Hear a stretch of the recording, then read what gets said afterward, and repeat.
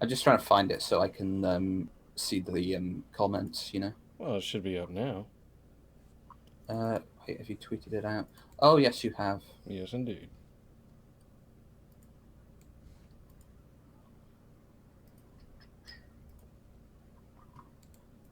Alrighty, good, good.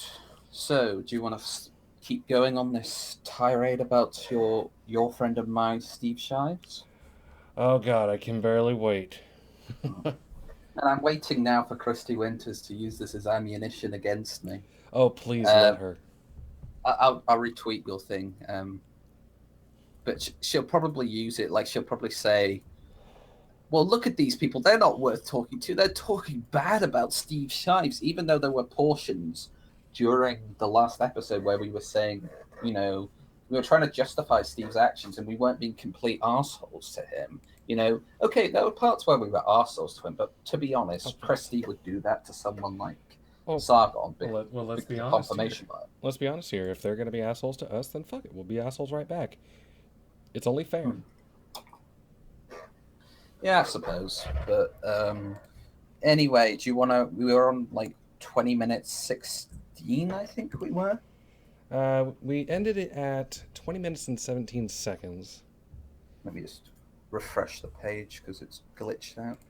Oh, has it? Yeah, it won't be too long now. There we are. That's good. I was wondering what was fucking up. Because my dashboard wasn't showing anything. That's fucking weird. That is. Wait, hold on. Oh, come on, YouTube. You better not be fucking up on me. What are you doing?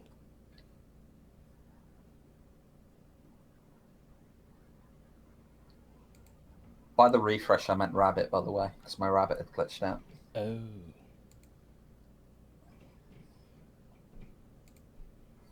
Well, I'm just confused because.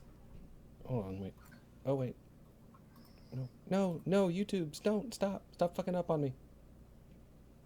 Well, ask the chat. I know Twin Lance is in the chat.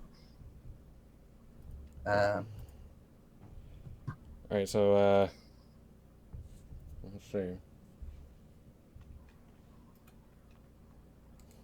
We was walls and shit. Jesus Christ.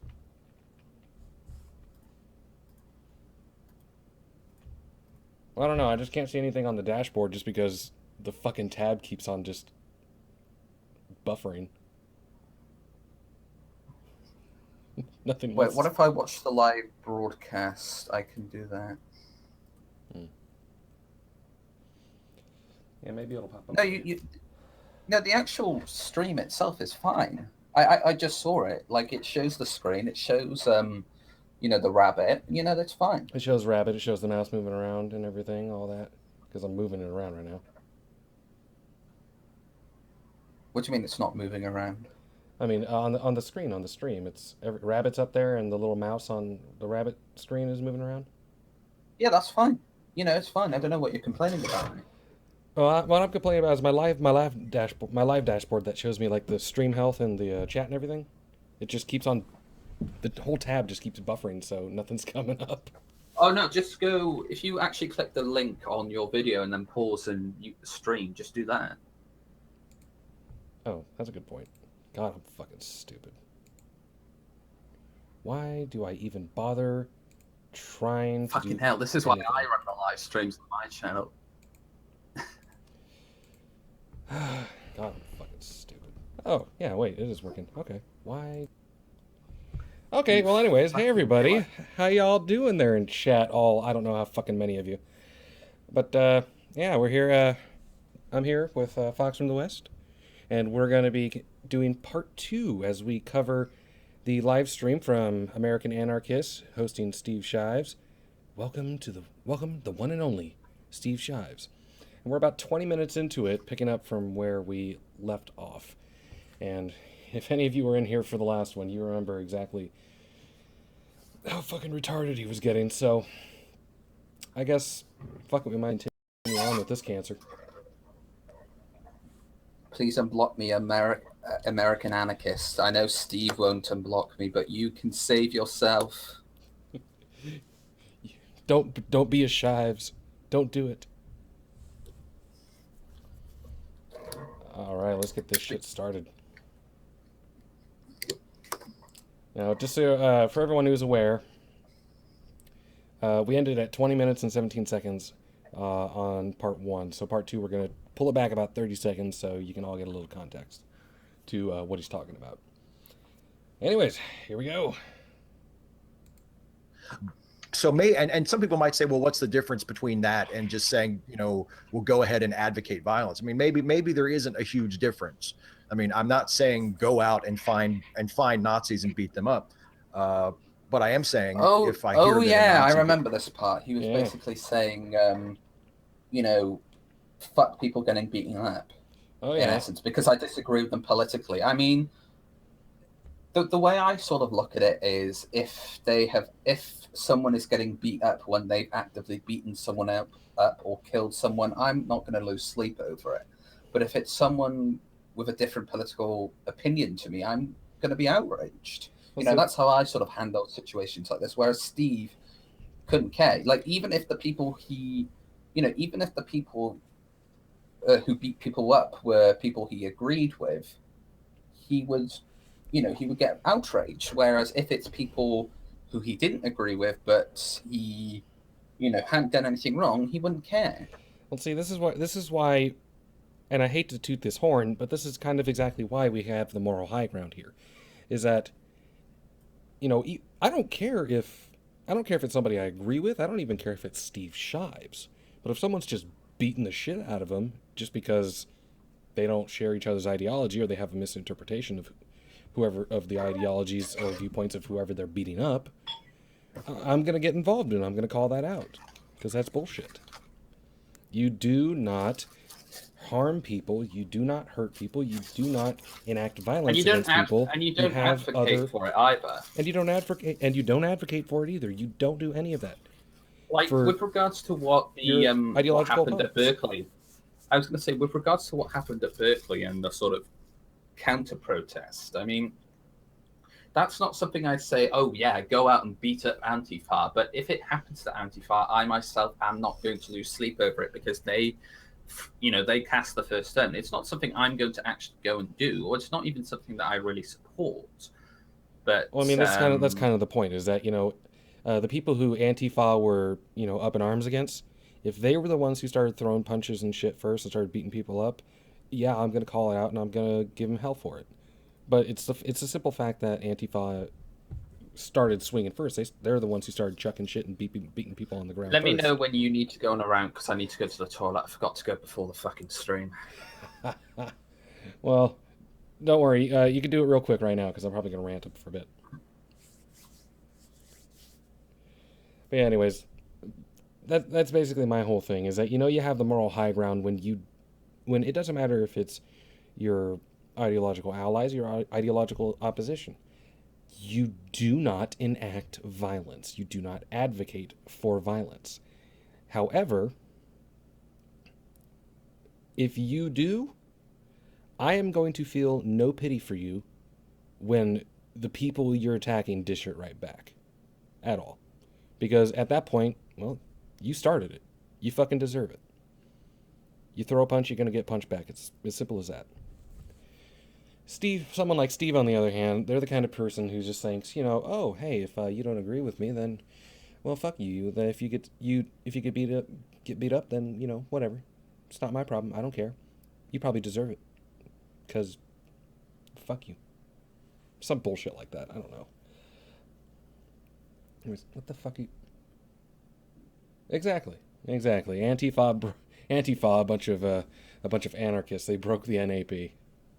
How dare they, the stupid fucks. God, who the hell is all here right now? Keep saying yes. Well, I mean, at least there's some of you. I doubt this one's going to get as much attention as the last one. King Obsidian, Insanity Rises, Sephiroth Rules. Eerie Notions, don't even know if they're still here or not.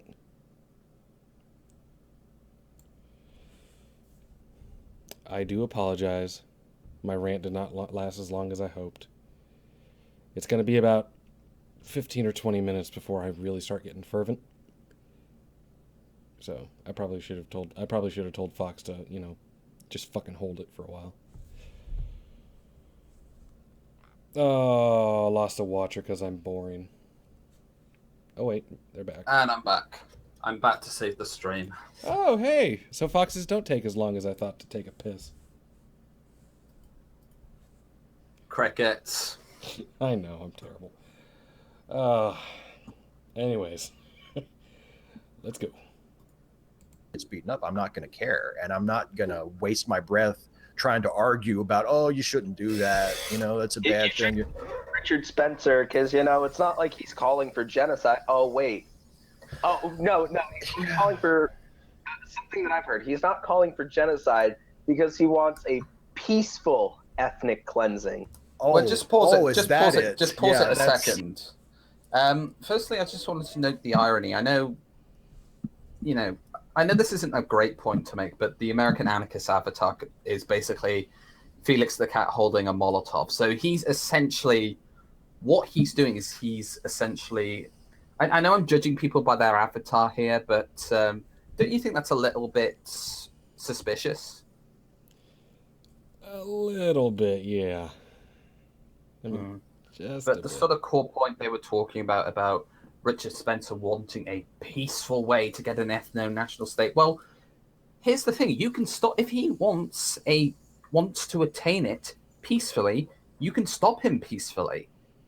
It's just you people are complete fucking morons that you have no idea to debunk him within the realm of ideas. If you think his ideas are so stupid, debunk him in the realm of ideas. Otherwise, you do not have the merit in this meritocratic field to be going around and suggesting that you have the high ground here, that you are in the right here. Well, see, this is another thing I've been kind of confused about, is that, you keep hearing from these people about Richard Spencer. He wants a genocide.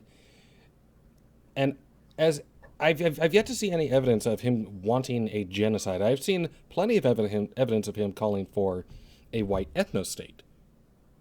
And that does not inherently imply a genocide. I mean, if Richard Spencer were in power and he were the good old dictator, he could just kick them all the fuck out. He didn't need to fucking kill him. So where's the implication of a genocide here? I've yet to see any evidence. Yeah, exactly. It's just a presumption, really. There's a lack of evidence. It's kind of like it's kind of like just paranoid fear mongering. I mean, it'd be like if I go to like Zimbabwe or South Africa or something like that, and you start getting all these black supremacists talking about we want a black ethno state, and it'd be like if I were to sit there being like they want to kill all the white people. Then nobody said that. Nobody said anything. As a side note, I actually want to get Puka or QQ on a stream tonight and talk to him about moderates and centrism because he's an intelligent guy. I just want to sort of talk to him. He is, but just for the sake of argument here, I don't think in our earlier Twitter spats with QQ that we were working on the same level of what the hell a moderate is. Yeah, I guess I could just bring that up to him in a stream, but go on. Just keep playing. Yeah, but remember, you can take control of the remote control too. Yeah, I guess I will. Ethnic cleansing. Explain how peaceful ethnic cleansing works. That brings up another good point too, because well, here's the thing: is that you're assuming that there's going to be ethnic cleansing, as if people are going to be killed and murdered, whereas that's not what he's at all even stated. It's kind of like they automatically just jump the gun straight from I want a white ethno state immediately to holy shit, he must be a Nazi, holy shit, here come the concentration camps.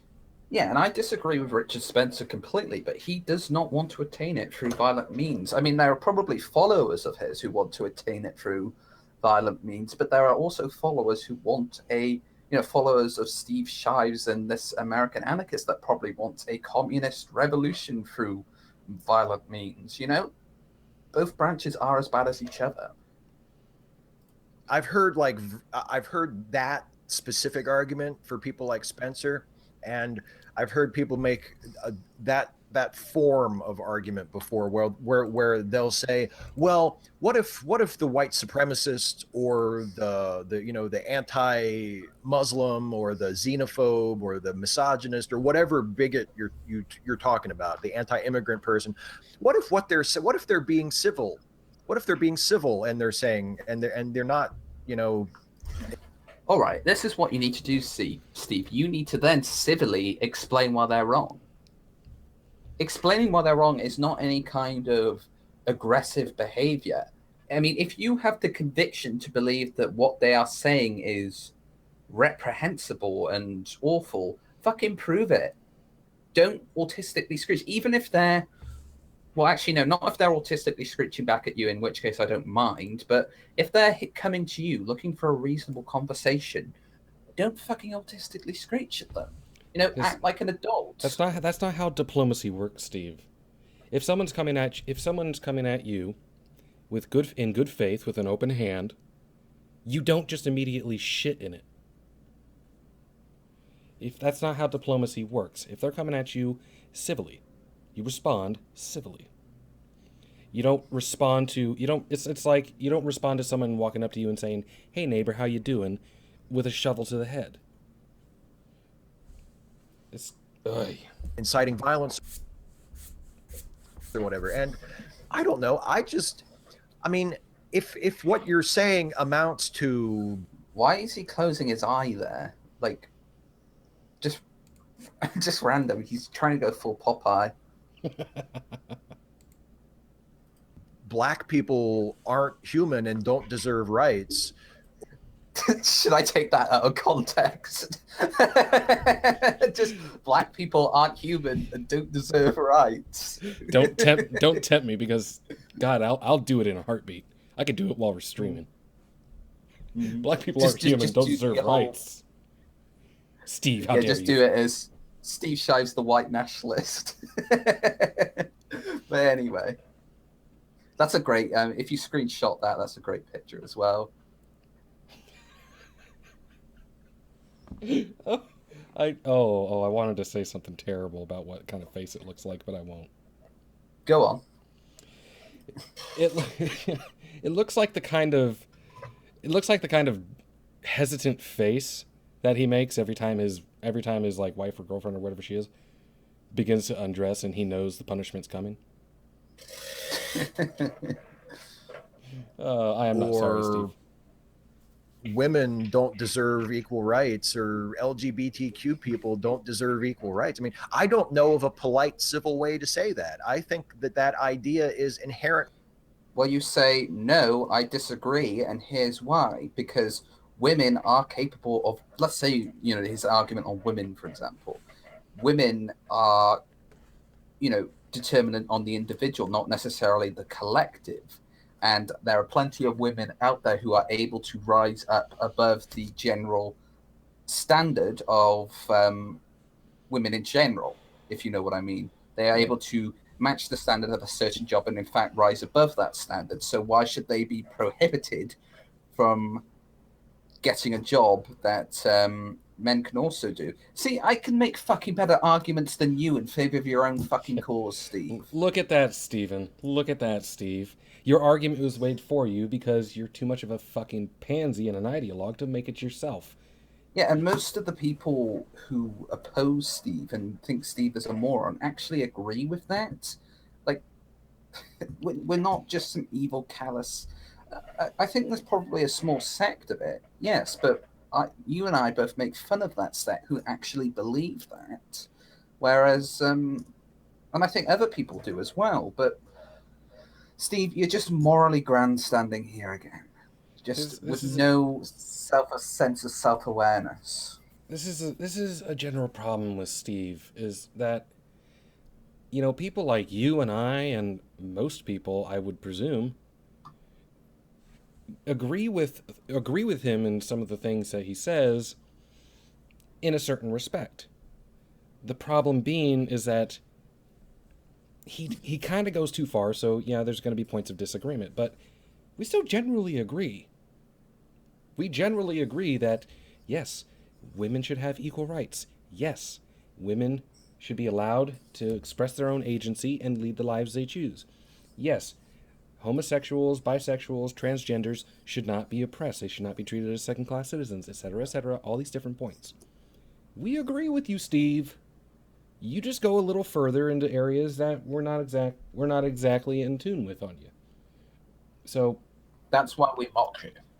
yeah, that's why we make fun of you, Steve.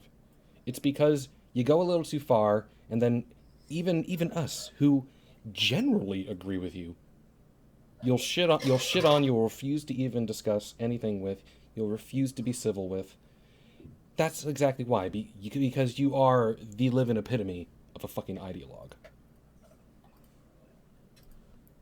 Uncivilized and inherently dangerous. So it doesn't matter how sweet and polite you're being when you say, I don't think black people deserve rights.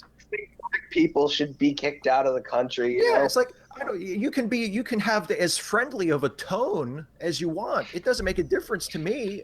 What you're saying is monstrous. Well, then prove why it's monstrous instead of screeching at them. Because here's the thing. It's called, if somebody is going to come into a conversation with you and by all accounts is charitable and decent towards you, even if they are pushing for something you 100% disagree with and think is reprehensible, extend the same courtesy towards them. You know, treat others as you would like to be treated and judge people by their intent. It's kind of called, being a decent human being. Because no matter Well, how... not even that. It's called being fucking perceptive. Well, that too. I mean, if you're no matter who's approaching you, their ideas and their perspectives may be monstrous, or at least to you may seem monstrous, but that doesn't automatically mean that the person is, if they approach you in good faith, if they approach you in a civil manner, if they approach you in a kind form. Yeah, and I'm going to say also, this dogmatism from the left and the right, I just hate it because they all act as if they can never be proven wrong, and they always act as if they're above everyone else and their opinions are the right opinions, just... Well, it's like I'm always telling people is that, the primary issue with these people, and most on the left and the right, ideologues of any sort, is that these people are so bunkered down in their own certitude. They are I'm always sure. going to conversations with an open mind. Like, I'm willing to come out and maybe think, holy shit, that has completely changed my worldview. I might be a white nationalist, or I might be a feminist, or something like that. I mean, it doesn't mean I'm going to do it because I have enough belief in my own opinions that I can reinforce what I believe in. But I'm open to the idea of being proven wrong and completely changing my viewpoint on things. Because that's the thing. It doesn't matter what kind of argument a person is coming at you with. It depends on how they make the argument.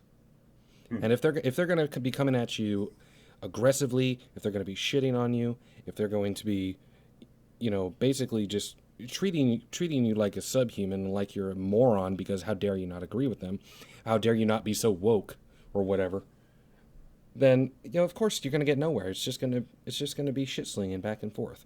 But if somebody can approach me with some kind of perception that I may think is monstrous, like white supremacist sentiments, or radical feminist sentiments or something like that. If you can present your argument effectively, you may not convince me, but at least you're civil about it, and there may be some points here and there, minor little things, that you might sway convince me on. other people as well, because it's not just about like the two people that are having the conversation. It's about the people who are watching as well. You might convince people who are watching to believe what you believe in, whereas if you just come in and autistically screech, then you're not really going to persuade anyone. Well, exactly.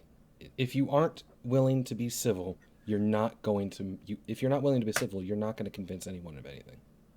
Well, you're going to convince the people that already believe in you, but that's about it. But that's not convincing them. That's just reinforcing a bias. Basically, yeah. Hang on, I'm just looking at some Twitter stuffs. There we go. I mean, I have heard the whole argument. Black people. I'm not really in a position to really insult people for microphone quality, but fucking hell, his microphone is awful. Fucking My God, see, I hate people who can't get a good fucking microphone. You can get. I got my first microphone. It was like $40, and if you listen to some of my oldest microphone wasn't that bad. Well, you listen to some of my earliest videos. That was on my old microphone. That was like $40, and it's pretty damn good. Hell, you can go on Amazon. You can buy one of those blue snowballs. Those are really yeah, damn I've got good. A blue snowball. They're $50 and they're USB, so you don't need all the extra bullshit I had to buy for mine. And I was also going to say, like, even the one on my headset was fucking decent. Like, better than that mic. It sounds like one of those webcam microphones. God, get good, you sons of bitches. People should be taken out of the country, and I kind of think black people they didn't come here on their own accord. They were kind of dragged here by us. Yeah. And now...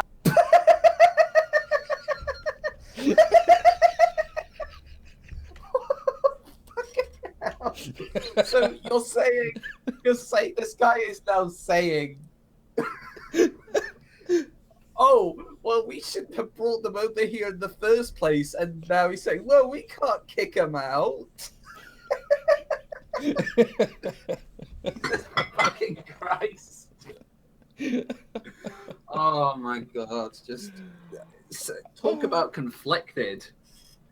Just deliberately looking for things to get upset about and talk about conflicted. Just what a stupid thing to complain about.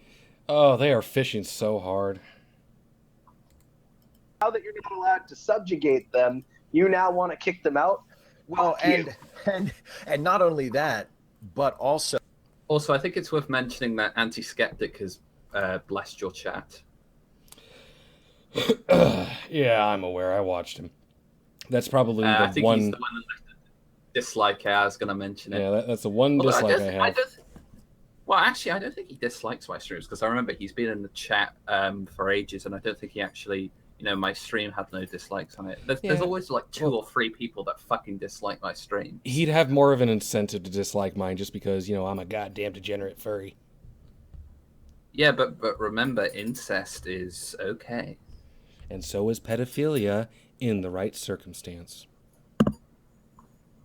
and this is the part that all these white supremacists hate to acknowledge, and they don't acknowledge it. They just flat out deny it. Not only were black folks brought here against their will, they were used as slave labor for generations, and it's largely on. So why are you now going, oh, well, we don't want them kicked out? It just sounds so fucking indecisive. Like, that's why I was laughing earlier. You were bringing up this totally pointless thing about them being brought into the country, and now you're like, oh, well, we don't want them kicked out. Like, why did we bring them in the first place? And now it's, no, now we don't want them to leave. Like, ugh. See, that's the whole thing about, these kinds of people, is that if you look at the problems with slavery, if you look at slavery and then you look at something like the migrant crisis, you can't get anywhere with these fucking people, because if you force people into your country, well, they dwell on the past. Is another thing, is that they dwell on the past. Like, they keep saying, oh, but this happened in the past, the slavery and things like that. And that happened in the past, but the emphasis is on the past. We move past that. See, again, this is the whole problem with these people, is that, oh, we forced people to come to this country. You can't kick them out. That's wrong. Or, hey, these people came of their own volition, and we don't need or want them here. You can't kick them out. Well, who the fuck can you kick out of your country? When is the entire concept of sovereignty ever play into these people's minds? I can't find it. I can't find a fucking example. Anyway, I just let the dislike there by good old Anti-Skeptic said. The backs of their labor and the labor of German immigrants and Irish immigrants and Chinese immigrants and Mexican immigrants and all kinds of other immigrant groups that were ruthlessly exploited when they first got here for decades, that the modern American society was built. people say that, like, oh, what about, white people are the ones who built civilization? No, no, no. White people are the ones who enslaved. Okay, okay, okay. I love how he's bitching about how. I'm gonna be up here.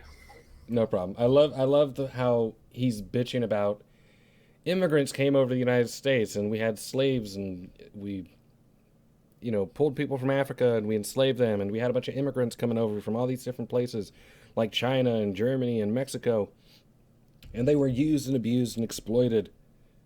That is literally what pretty much every major nation or state did back in those days. You could go to, I don't know, let's say China. Let's say you go to China. What were the Chinese doing back in those days? Oh, well, last I checked, the surrounding areas of Mongolia and Tibet and all of the people on their borders, well, they were getting all their free labor from them, subjugating them, having them come in, exploiting them, abusing them. What's the point? Every fucking major...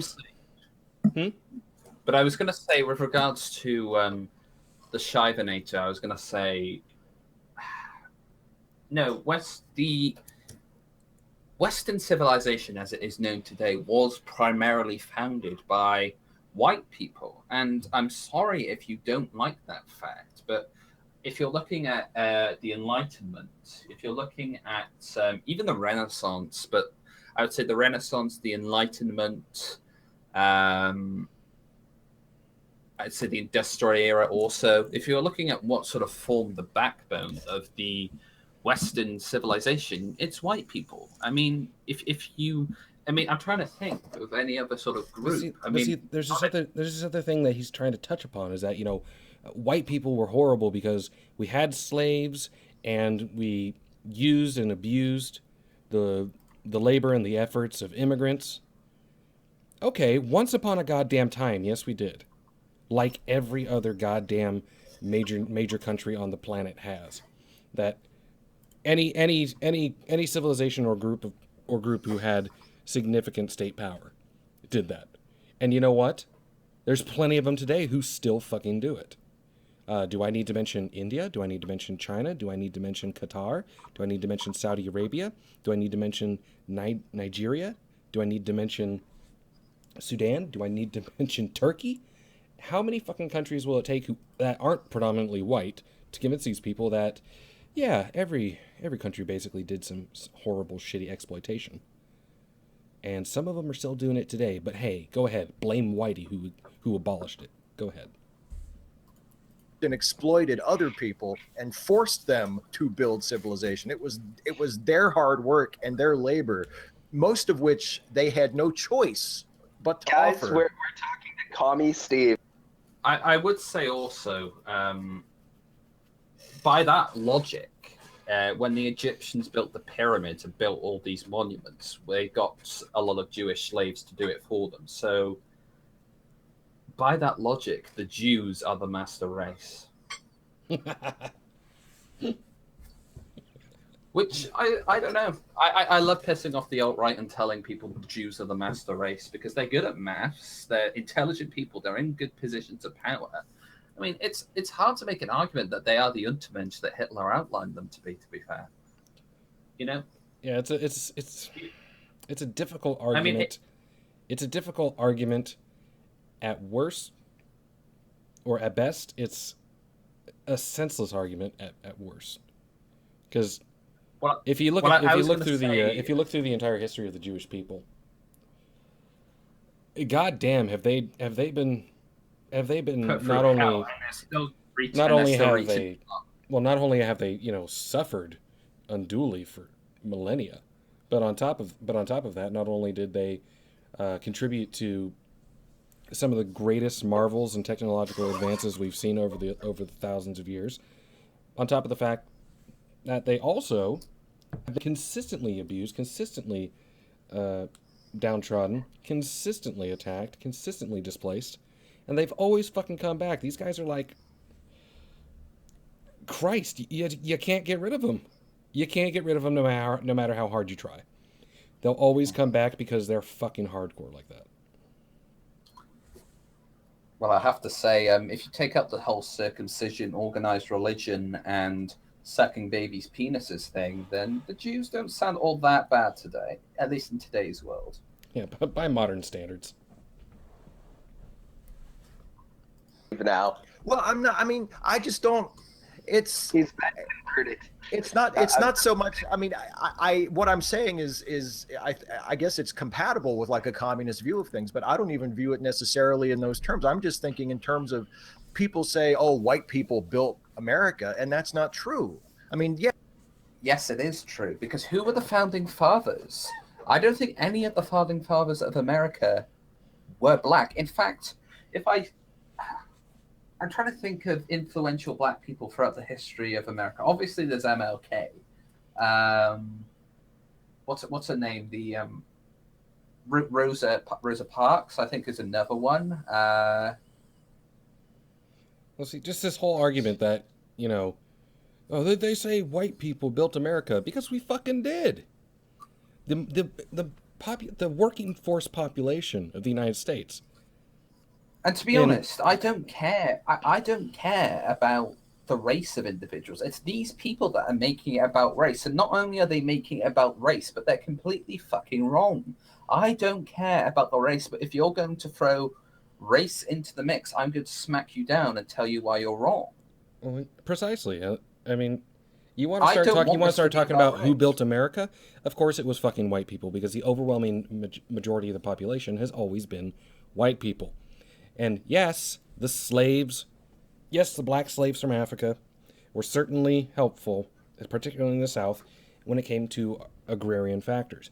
However, they did not generally contribute to the development of our factories, of our cities, of our railroad systems, etc. There may have been some in there that they used in order to do it, but for the most part, it was run by white people, done by white people, using capitalist means of, hey, I want to build this fucking railroad, or I want to build this factory, so you all build it and I'll pay you a wage. Yes, there were certainly very hardworking white people who did a lot of very important things, but there was also a huge amount of slave labor, a huge amount of immigrant labor that was not, that was not well compensated, that was not. Yes, but even during that period, and it sucks that they were slaves. I mean, which is why we repented for our sins, but even then, there were white working class people doing a lot of the job. I would wager that slave labor was probably a large minority, a small portion of the workforce in America compared to the working class, which were primarily white. Well, even the black slave labor was, yes, there was a lot of them, but comparatively speaking to the working population, it was a very small fraction, and it was primarily relegated to agriculture. These were not the people who were primarily, building our infrastructure. They were not the ones primarily constructing our cities. They were not the ones primarily working in factories. So, sorry, Steve, but you're just fucking wrong. And I just don't even fucking care about race anymore. Like, I honestly just want to ignore all of his sort of criticisms about the race on this issue, because they're so not relevant that they're not even worth fucking entertaining. Because I don't want to make this about race. I don't want to have to say, yeah, but the white people did more, because I don't want to fucking get into that game, because it doesn't fucking matter. It's true. Yeah. Yes, it's true, Steve, that white people did more, but I just don't want to. You were the one fucking derailing the conversation like this. We don't want to have to have this fucking conversation, because guess what? The past is in the fucking past. This was 150 plus fucking years ago that this shit ended. And what are we supposed to do about it? Race doesn't matter, Steve. Race does not matter. Voluntary, that was people just being ruthlessly exploited, and that's like it's not just a nation of immigrants because people from different countries came here to live. They did the labor. They did the work. They put up the buildings. They paved the roads. They built the dam. No, they again, didn't. again, as you were saying, it was mainly agriculture. Yes, the overwhelming, vastly overwhelming majority of the black slaves from Africa, because those were really the only slaves we had, were relegated to the south, and they were primarily relegated to plantations. They were Yep, that's doing why the agricultural plantation work. thing is. Someone's messaging me on Discord. Oh no, it's just an at everyone tweet. Is it? Oh no, it's an at here tweet. Anyway. Not even by their own choice. They planted and plowed the fields, and by the way, they still do. I mean, so Hold that up. whole line of thinking. Are they slaves though? Is what I'm gonna say. And they still Because if do. they was- Okay, are they slaves? Are they relegated to a plantation? Are they being ensured that they can't leave the plantation on fear of being whipped or, God forbid, killed or torn apart by dogs who are hunting them down? Or do they live their own lives? They work a job and they're getting paid for it. And the fact that there's plenty of immigrants nowadays who are still working the fields and not getting a fair wage is because they're illegal immigrants. Duh. Exactly. Fuck me, Jesus.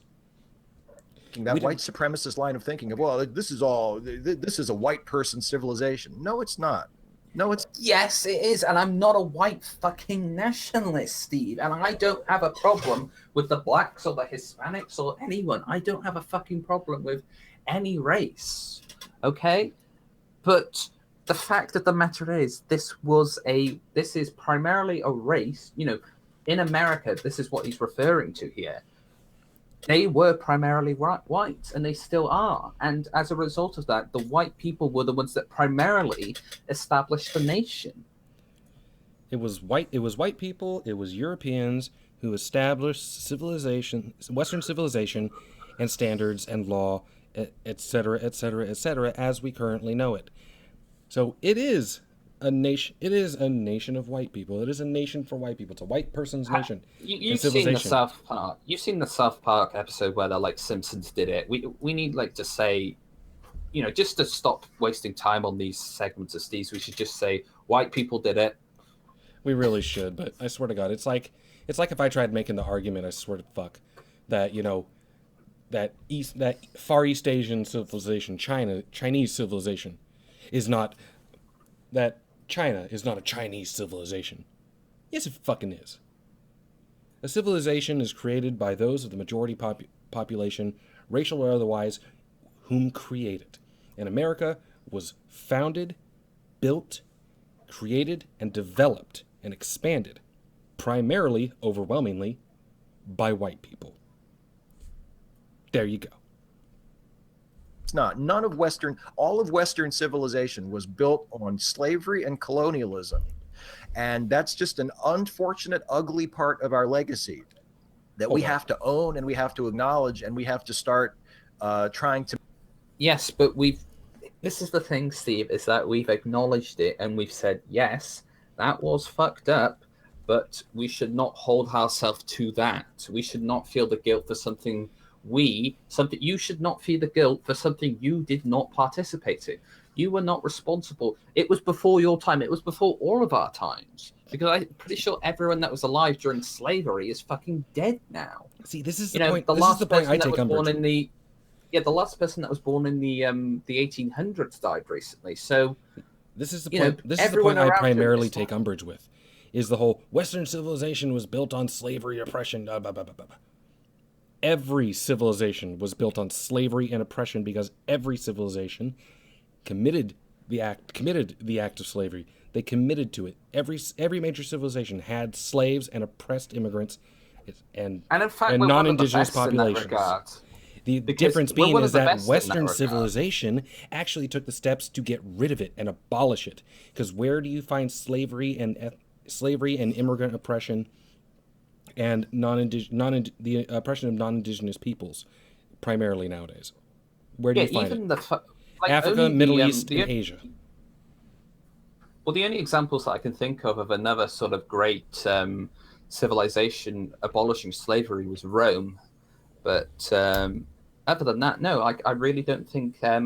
Even then, Rome had a lot of fucked up shit going on it that we don't have going on right now. So really, you've got it. It's really as good as you're going to get it at the moment. I mean, unless something else comes along, which I'm more than happy, more than open to accepting when it comes along. But it hasn't come along. That's the thing.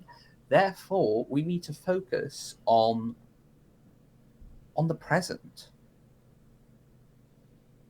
Not trying to focus on what could have been or what happened in the past. We need to focus on the now. See, I can't fucking stand these kind of argument and everything from these people. Is that it's basically them looking at the past, and instead of looking at the globe and seeing that everybody committed horrible, horrible acts and oppressed people, everybody did.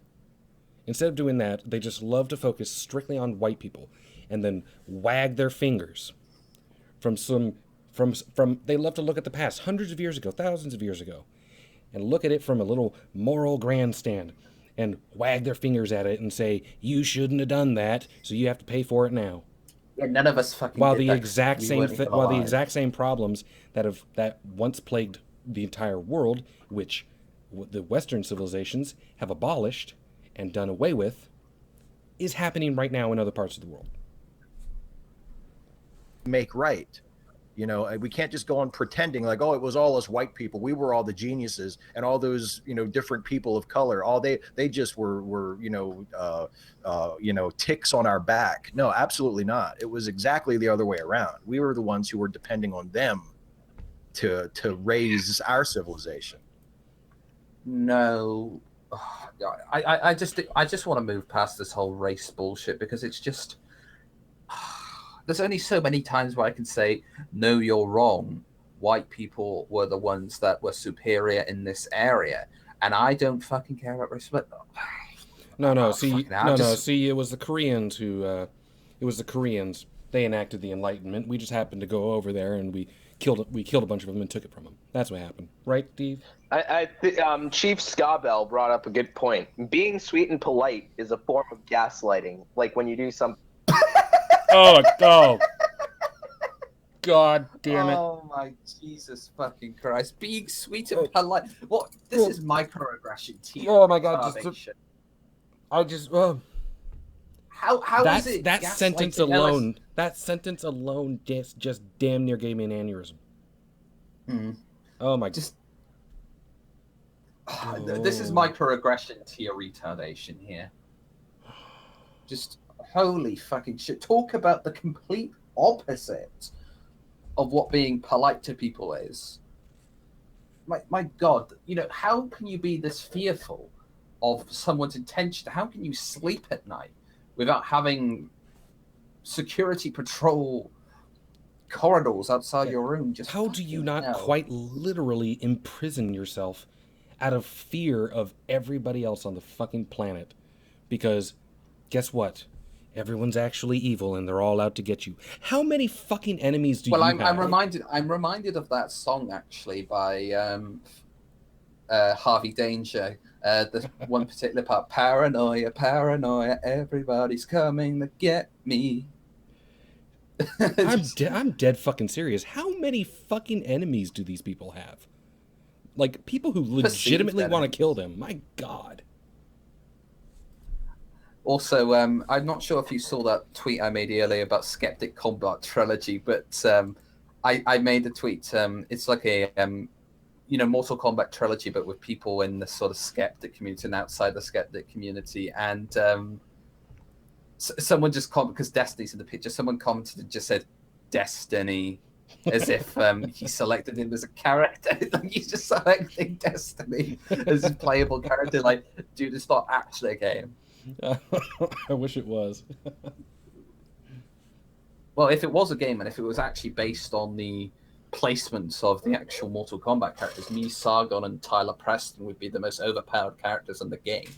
Because Sargon would be Noob Saibot, I would be Rain, and Tyler would be Cabal. And I suppose the bosses would be Vernaculus, Angry Napoleon, or Anti-Skeptic. Dr. Layman and that guy T, I think it was. That guy T, Jesus. Anarcho-fascism, my dude. Something like that. Great point. You're basically gaslighting and saying, but I was sweet and nice about saying that I want to kill all Jewish people. How is that gaslighting, you muppet? Absolute cretins. What fucking tools, I swear to God. Just, I was only being polite. Yeah, you were acting like a normal fucking human being. You're acting like a civilized person wanting a conversation. You are acting like a decent fucking individual. How dare you? I think it also needs to be pointed out that to give you a fair example of exactly how shitty this entire stream of theirs is, and exactly how fucking moronic they are, is if you look at it right now on YouTube, it has a little over 700 views, and it has like 20 likes and like 84 dislikes, and people can't stand this shit. Well, speaking of likes, everybody liked this stream actually because the evil anti-skeptic has decided to grace us briefly with his presence to dislike the stream, and then he ran off because he's a pussy and a coward. Well, that's what he's like. Although he sticks around on my streams, to be fair. Yeah, so if you're in the chat... I keep his attention a little bit more. Yeah, so if you're in the chat right now, then, I see there's 12 of you in here. Click that like button. Goddamn, don't be mean. Well, I've already done it, and if you're so inclined, go ahead and subscribe to the channel too, because I love every one of you and I want to talk to you, because you're adorable and sweet. Pushing your luck now, pushing your luck. I know. But I'm such a bad I like Tom Heartless's comment there. Everything is gaslighting. Everything is dog whistling, and you just forgot the and you have to point it out part, and that would have been perfect. Therefore, you can't punch me in the face for being a neo-Nazi. Yeah, well, and the historical. That was weird. Yeah, his webcam cut out for a moment. It's like a subliminal message, isn't it? Let's just watch that again. Being a neo-Nazi. Yeah, well, and the historical. It does seem like some kind of subliminal message, doesn't it? It's like I swear to God, the minute I saw his webcam cut out, I was like, God, even the stream was trying to get rid of Steve. Parallels to that are, I mean, when fascists took control of governments in Europe, when the Nazis rose to power in Germany, they didn't start by saying we're going to have a Holocaust. I mean, there was very much a large element of No, they didn't start by saying that, but at the same time, there's no guarantee at the time that they started that they were going to do a Holocaust, so you don't automatically nowadays just start fucking prescribing motive to people. But then they'll say, oh, but you just want to stop them. You just want to let the Nazis rise to power. No, Steve is going to make a point that's going to shoot himself in the foot. I know it. Anti-Semitism in their rhetoric. Nazis were always anti-Semitic from the very beginning. But Exactly, which is why during those times there should have been people out there to prove them fucking wrong. I'm not saying that the Nazis shouldn't have risen to power. I'm not saying that. I'm saying there was an opportunity there to prove them wrong on their anti-Semitism. Christ a fucking alive. And okay, they didn't capitalize on it, and it fucking sucks that they got in power. But now, yes, there is time for us, even if they are as bad intentioned as you like to make them out to be, this alt-right, then there is still ample opportunity to prove them wrong. And people are doing so in an intelligent way on the left and the right. People are starting to realize more and more that the alt-right have a lot of things that people disagree with. But here's the thing, is I can actually have conversations with the alt-right and disagree with them without being a moron or a complete spurg. Or, God forbid, punching them in the face. Jesus. But they didn't start off by saying, we're going to round up all the Jewish people and put them into camps. They led off with a much more reasonable sounding thing, right? They actually, people, I mean, also, I forgot to mention, this is a slippery slope fallacy as well. Oh, God, absolutely. when Hitler first came to power, he was democratically elected, and his campaign slogan, I'm sure, wasn't "We're going to kill all the Jews." I think there's actually Hitler was there's not. one correction. Hitler was not democratically elected to the highest office in fucking Germany.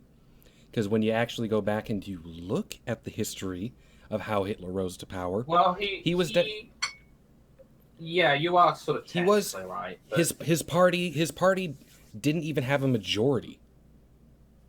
Yeah, what happened was Hindenburg basically realized, okay, these guys are picking up steam. I need to make this guy my chancellor. And when Hindenburg died, Hitler capitalized on that chaos and formed the chancellor and presidency into one position, which was Hitler didn't rise to be the head of the fucking German state through democratic means. He had a very strong party in the democratically elected state of Germany. That's what happened. And because he had so much power, the current leader decided to, kind of try and use that. Well, that kind of fucking backfired, because when Hindenburg died, Hitler capitalized on that. He pulled a politically motivated move to try and shore up his own party, to shore up his own power, and get rid of his opposition. That's what happened. It was, when you look at it, essentially a coup. That's what happened. Hitler was not fucking democratically elected. Don't even start giving me that shit, Steve. You obviously haven't even watched a goddamn documentary on the History fucking Channel. God. Ugh. I'm sorry about getting so fervent about Hitler and all that shit, but god damn it, I hate it when anything is misrepresented like that. Like, fuck. Yeah, but I don't know what Fox is up to. I think, problems in the house or some shit like that. I don't know.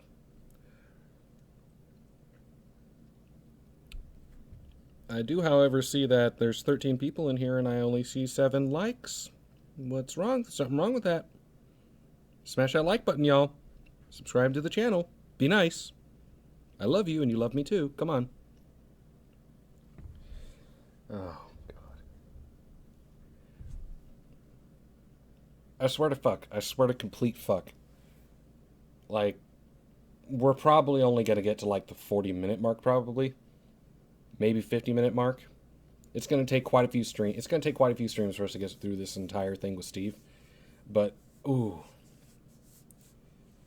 We legitimately might end up just dying of aneurysms by the end of it. So I apologize in advance if this stream, the next one, or the one after that, one of us just randomly goes silent. Then you could probably be pretty comfortable that we died of an aneurysm at that point. Especially if it's me, because then the stream will go on forever. My bad. Let's see. No, I am not going to shout, smash that like button, because I don't shout. I may increase my tone, but I'm not going to shout because I don't like yelling. Also because I live in an apartment and I don't want to piss off my neighbors.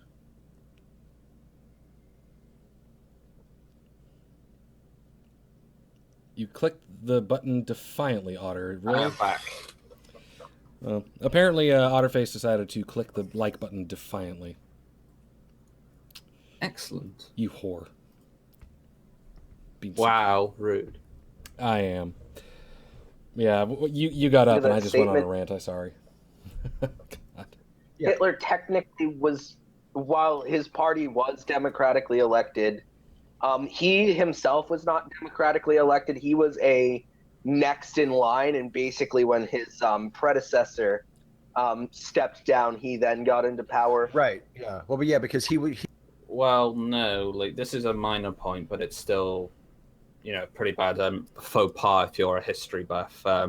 Hindenburg died, and well, see, that's the thing, is that Hitler was not next in line. Hindenburg died. Hitler capitalized on that moment in order to shore up his own party and his own power, as well as to essentially threaten a lot of his opposition to get himself into the position that he did before he eliminated his opposition. What Hitler did, when you really look at it, was more or less a coup. He was first. What he was chancellor, and then the person above him like abdicated or stepped down, and then Hitler kind of rose from there. Yeah. But kind of like it's kind of like the vice presidency would be. Yeah. But it wasn't like, I mean, but basically he didn't seize power via a military coup. You know, he got into the government through superficially legitimate means. Hitler didn't seize power through a military coup. No, he just used his well-armed little foot soldiers to thoroughly intimidate all his opposition into giving him every bit of political power that he demanded. Yeah, I almost let that slip then. That's a good catch. That sounds like a militaristic coup to me. It may not have been a strictly military coup, but it was definitely fucking militaristic. Fuck you, Steve. Watch a goddamn History Channel. And you know, and I mean, people, it's debatable as to how much of this is true, but I'm sure that there were people in Germany at the time, and a lot of it was probably people who were intentionally looking the other way because they didn't really want to know what was going on. But I'm sure there were people in Germany who didn't realize the lengths to which the Nazi genocide had gone until the end, until it was undeniable. And, so this idea that, well, Richard Spencer, he's not saying that we should round up all the non-white people and put them in camps and exterminate them. No, of course not. Yeah. It's never worked. No, and nobody. Yeah, but are they actually doing it? Are they actually doing things that could be considered? Are there actions? Are they saying anti-Semitic things, or are they doing anti-Semitic things? The alt-rights, because there's a big difference. Here's a question I'd like to pose. Even before Hitler was completely in power and he had full control, and the Nazi Party had overwhelming power in the German state, the Nazis were still going around harassing, abusing, and oppressing the Jewish population, and they were committing actual acts of violence and crime against them. I don't see the alt-right running around doing that to the Jewish population, or even the blacks, or the Hispanics, or anybody. I don't see them doing that. The only ones I see running around actually committing any kind of hate crimes are the people on the left, trying to commit fucking hoaxes and stir shit up. Fucking Christ. That's another good picture there for Steve. It's like he's finally actually. This expression of his is like when he's finally, for the first time, seen the size of the big black dick that's boning his wife.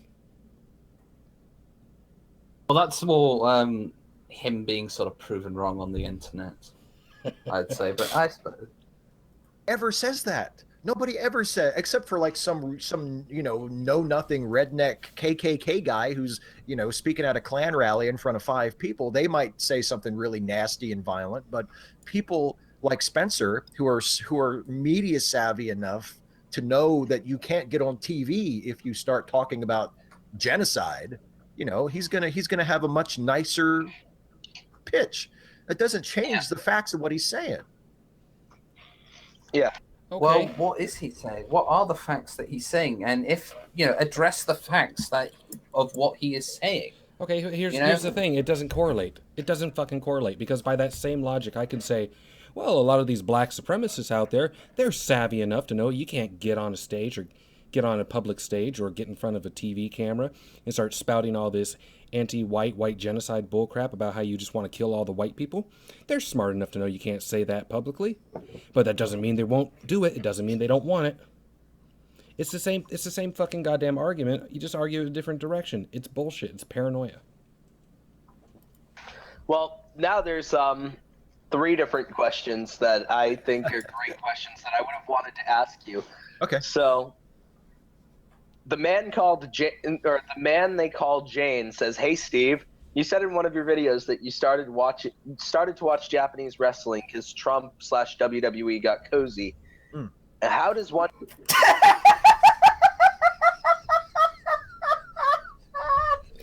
Oh my fucking god!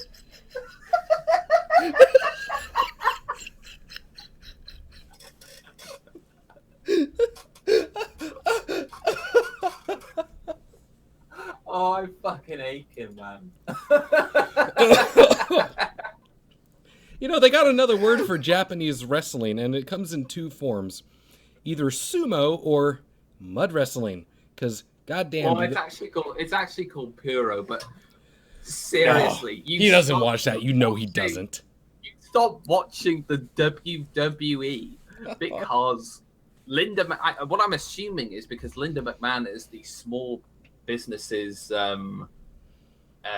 administrator or whatever is in charge of small businesses in Donald Trump's cabinet. Now, I don't know about you, but look, if you actually watch the fucking WWE like I do, that has not influenced any of the storylines. There is nobody going around. I mean, the closest thing you've got is a sort of generic make Darren Young great again gimmick, but that's not really political in one way or the other. It's just Darren Young wants to be a good wrestler. He wants to be relevant again, you know? And he's actually, ironically, he's a black gay guy as well. He's an openly gay guy on the WWE roster, and that got a lot of positive press coverage. So yeah, but you know, obviously he's just a coon, so whatever. But fucking hell, just how fucking petty do you have to be? My God. Why would you stop watching just because? Oh well, they got cozy up. It was well known for fucking ages that Donald Trump. I mean, if you watch WrestleMania 23, he was in a match. Well, he wasn't in a match, but he was a big part of the match between Umaga, rest in peace, and Bobby Lashley, who was representing Donald Trump, and Umaga, who was representing Vince McMahon. And then the loser of the match, their so-called proprietor, would get their hair shaved. So obviously Vince McMahon lost, and he had his hair shaved at WrestleMania, which was a fun moment because Steve Austin, Bobby Lashley, and Donald Trump all shaved his hair. And that's where the little clip of Donald Trump tackling Vince McMahon to the ground comes from. If you've seen that around. It's just so fucking petty. It's like if I would stop watching something like Friends or Will and Grace because there just happens to be some straight people in it. It's that level of pettiness. Like, or if I stop watching, let's say, Game of Thrones because Arya Stark was a feminist or something like that. Exactly. I mean, like, I think she is, but she's not one of those. She's not even sort of Emma Watson sort of tier. She's just sort of, I'm just generic pro women's rights sort of thing. I think she's just appeared at a few. I don't give her any credence whatsoever because she's still so young and fucking impressionable. But yeah, Arya Stark is still a fucking awesome character. I don't care. Like, I'm trying to think of someone who's. I don't agree with James Wood's politics. I do follow him on Twitter because I think he can raise a few good points on it again. But I don't agree with James Wood's politics. But I don't deny that he's a great actor and he's a great voice actor as well. I mean, Hades in Hercules is fucking great. You know, I don't like people's politics. Iron Maiden is another one. I don't agree with Bruce Dickinson's politics, but they're still my favorite band. And I still think Bruce Dickinson is a hell of a fucking singer. It does not matter about people's politics and things that are apolitical. It'd be like WWE. It'd be like if I stopped watching all Disney movies just because Disney hired Phil Collins to write some of the music for some of their movies, and I don't politically agree with him. It'd be like that. Well, it's not about the politics of Phil Collins. It's just that Phil Collins can be pretty whiny in how he sings. To be fair. Oh, of course, that's very true. But comparatively speaking to the crap Steve does, that would be the comparison. Is I don't agree with Phil Collins' politics. Disney hired Phil Collins to work on the music for some of their movies, so I'm not going to watch any Disney movies ever again. I do dislike Phil Collins, but he does have his. There are some drawbacks to him, but anyway. So petty. Get into that because it sounds vaporwave as fuck, and I need to get it, and I need that in my life. I read it as well as you do. I have a bit of a stutter because I talk faster than I can think sometimes. All right, I am so glad. I mean, there is. I am so glad I have exactly the opposite problem as that fucker right there. I talk faster than I can think. I'd rather think faster than I can talk. I'd rather my mouth is trying to play catch up. Way to be self-deprecating, my dude. Jesus. So there's a lot of Japanese wrestling, so it can be overwhelming if you've never watched any of it. You know, it's hard to know where to start. Japan. I also find it amusing. I'm not trying to knock on Japanese wrestling because it does have its pros, but I mean, there's basically Kenny Omega, who's a big star in Japanese wrestling, and at the moment, but before he used to wrestle like in comedy matches he wrestled with an 8-year-old girl, I think, and a blow-up doll. So Japanese wrestling isn't exactly the perfection that people like to make it out to be, like the sort of hipster smarks make it out to be. There are some great Japanese wrestling matches, like Omega against I think it was Okada, and Tanahashi against. Well, see, now I've got a genuine question here: is why just focus on Japanese wrestling? Why won't you watch luchadors? What's wrong with Mexicans? I think Japanese wrestling is probably like the second most popular besides American. I mean, luchadors is probably popular, but I'd say no. I'm talking. I'm talking about like Steve. Why won't you watch luchadors? I know. I'm not. Why won't you watch luchadors? What's wrong with Mexicans? Well, no. I think it is because Mexican wrestling isn't like as televised in the sort of smart wrestling communities. It's not as televised, but you can't deny it's kind of fucking entertaining. It's very theatrical. Yeah, I suppose there's Lucha Underground, but now we're getting into really sort of specific stuff. But anyway, I would recommend New Japan. I think because for one thing, New Japan has an American TV show on Access TV that if your cable provider doesn't have Access TV, you can find it online. You can Google it, and there's I'm sure that there's websites that put up the episodes, and that's a really good place to start. The New Japan show on Access TV, because they don't show current matches. They show matches like from a couple months ago or from last year or something, but it's with English language commentary. And they do a really good job of sort of catching you up on who everybody is and what the back. Well, I could actually have a conversation with Steve about wrestling. Maybe that could be the little wedge that you'd need to just kind of get in there before you can start opening up. Maybe he's like H-Bomber guy, where politically it's going to be a nightmare to talk to him, but when you talk to him about other stuff, he actually seems decent. This is why I don't care about people. This is why I look past people's politics a lot and just say, I can still gauge if they're a decent person despite what they believe in politically, because I think me and Steve could have a decent chat about wrestling. Like if we didn't know about each other's politics. Well, you probably could, but that's the general problem with Steve, is that he won't even allow for a conversation on wrestling because of your politics. Yeah, it's fucking pathetic. Fucking pathetic. Yeah, he probably thinks Jim Cornette is fucking too extreme, to be honest. Well, actually, no, he did say that he watched Jim Cornette's shoot interviews, actually, so maybe not quite. Maybe he just likes him because he bashes the Republicans all the time. I mean, the Republicans are in need of a good bashing, to be fair, because they're fucking retarded, but that's another subject. Round is of the matches. And for a while, Jim Ross was doing commentary for them. He's not doing that anymore because he's back with WWE now. But if you watch some of the episodes from earlier this year and last year, you get to hear Jim Ross and I think who was his commentary partner? I forget who his commentary partner was. Josh Barnett. Josh Barnett was his partner, the color commentary guy. And they actually are a really good team and do some really good commentary. But New Japan is a good place to start if you want to get into Japanese wrestling. And if you want to look at older stuff, I mean, in the 90s, the best Japanese wrestling for my money was All Japan. That's where they had guys like Mitsuharu Misawa and Toshiaki Kawada and Kento Kobashi that had just some of the best wrestling matches you'll ever see. What about Antonio Inoki? Although that might have been... No, I think Antonio Inoki was still around from that time. Like, are you a wrestling fan, Nescatan? Vaguely. All right, so you won't know some of the names I'm talking about, but I'm not overly versed in Japanese wrestling because I'm not someone that consumes Japanese culture a lot in general. I find it to be a little bit degenerate, but Well, yeah, because you're not a total fucking weeaboo.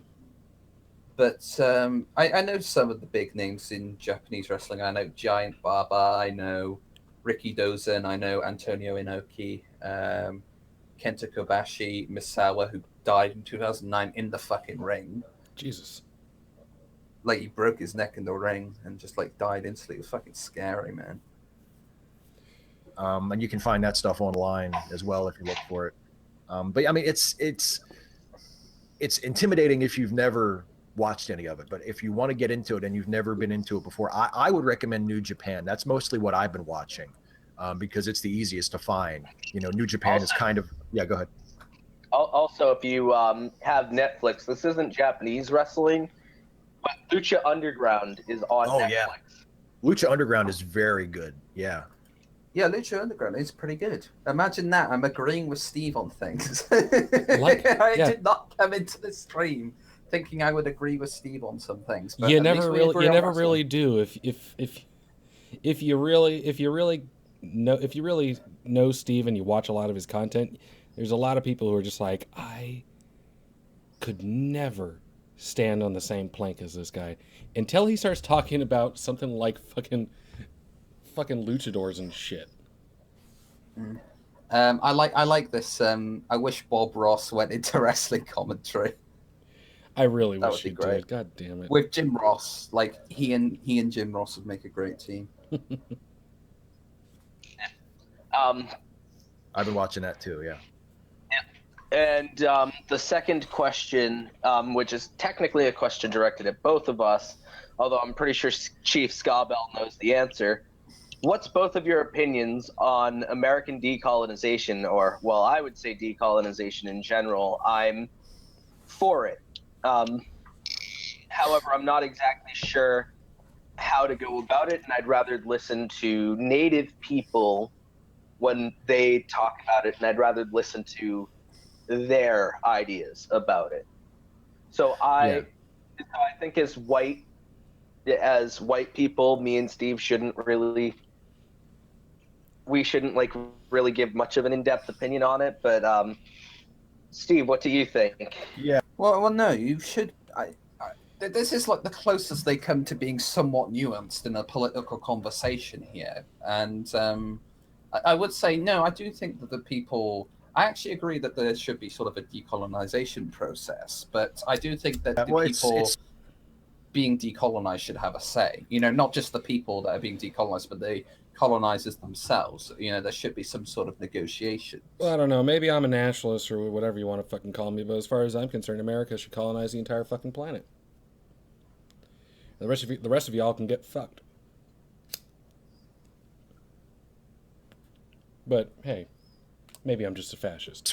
It's sort of like there's a famous quote from Gandhi where someone asked him, what do you think of Western civilization? And he said, I think it would be a wonderful idea. And that's how I feel about decolonization. I think it would be a wonderful idea for America and for Western powers in general, although the main culprit these days is the United States, to sort of pull back and allow native people and people to take control of their own countries and their own resources. Including Native Americans, like we should stop infringing Native Americans. Hold on. Yeah, I mean, so by that same logic, migrants should get the fuck up out of Europe and and they should decolonize Europe and let these Europeans take back control of their own fucking countries. Shouldn't they? By that logic? Hang on, I'm just reading the Twitter. What was that? Sorry.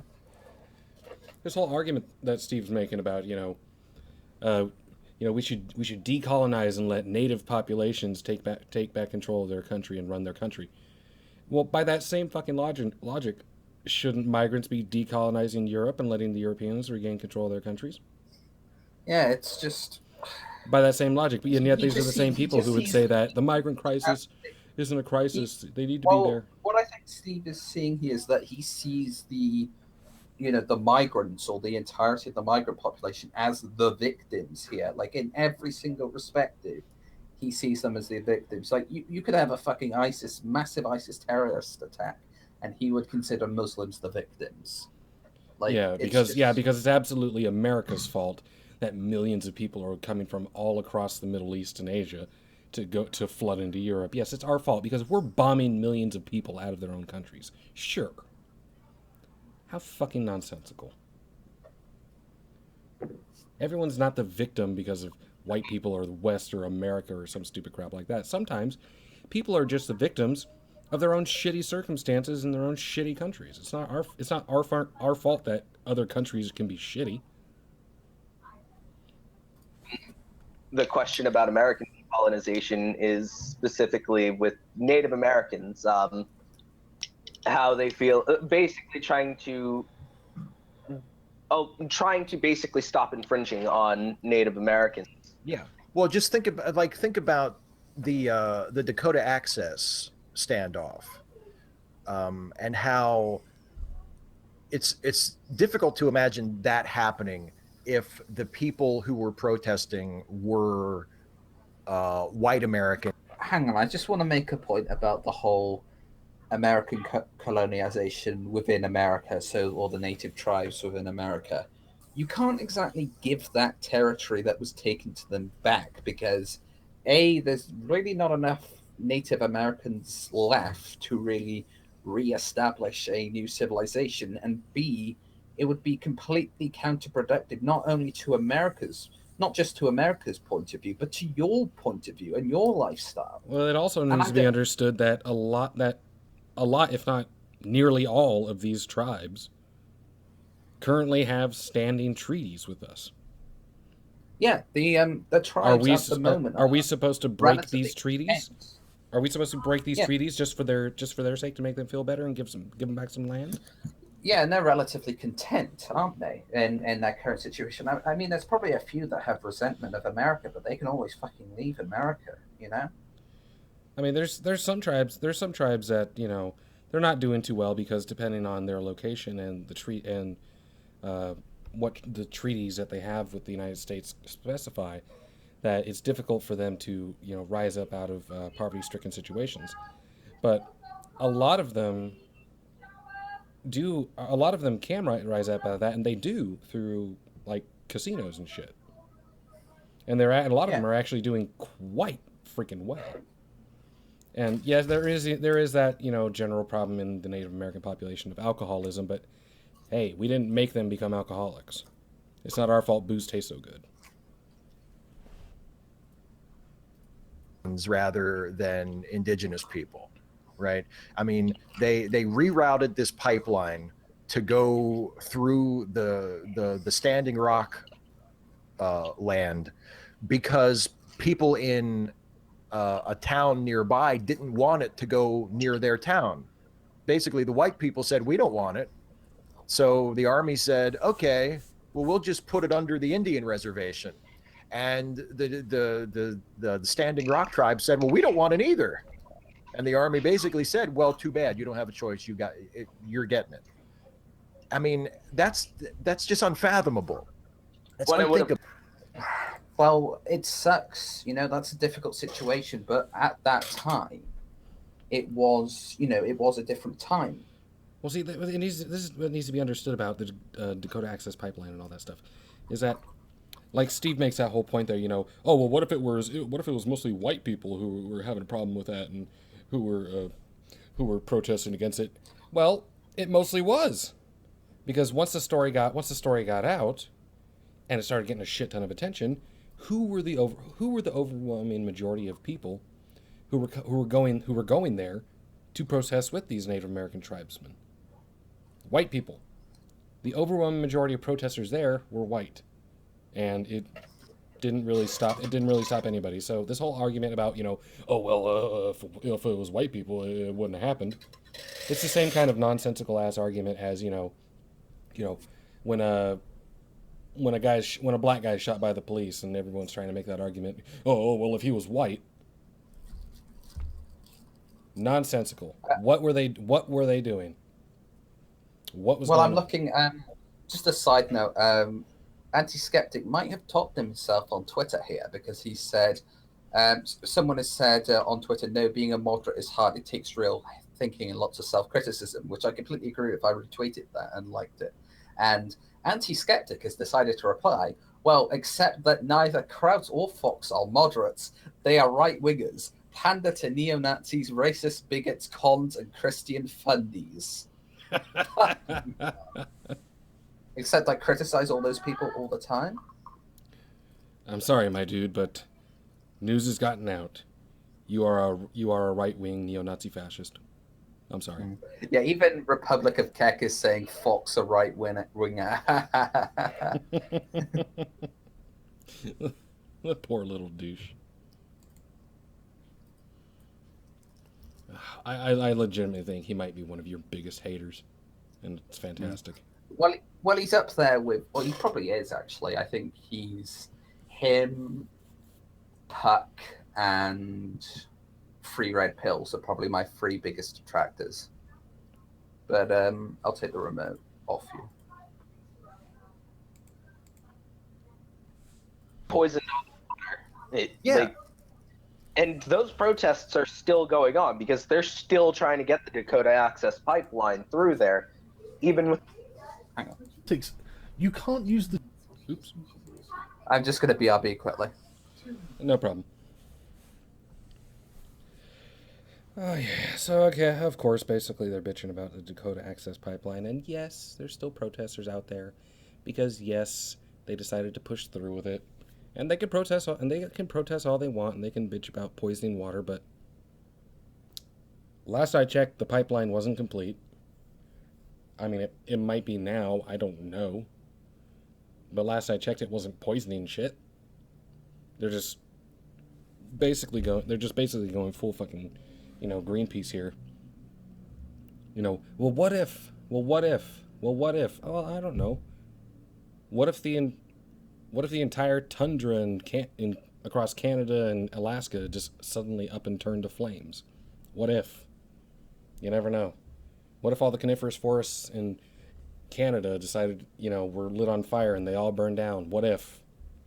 Because I guess, some douchebag Canadian went out camping. Should we stop people from camping? It's such nonsensical fucking arguments. Press Trump. The left is trying to oppress Trump, who is an orange minority. Very nice. At least Steve is smart enough to talk about actual colonization. It's hit and miss with Steve, honestly. He gets there, he finds his mark once in a while, but a lot of the times, particularly depending on who he's talking to, well, you never really know. He could just kind of go off on a tangent if you let him. Don't you know black people can be Nazi white supremacists? Just ask Antifa. No, we don't need to ask Antifa because you can't ask him anything. If you ask him about that, they'll probably just punch you. Exactly. Okay, sign, my dude. I don't know why Fox keeps on walking away. I think he's probably having some problems in the house or whatever. Like his spastic ass sister probably screeching in the background or some stupid crap like that.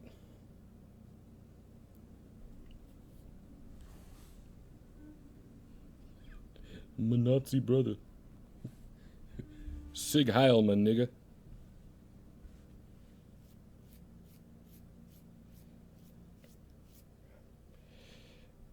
Right. I'm gonna put out a little challenge for you guys in the chat. So obviously you see my little picture there of Steve, fag of the day.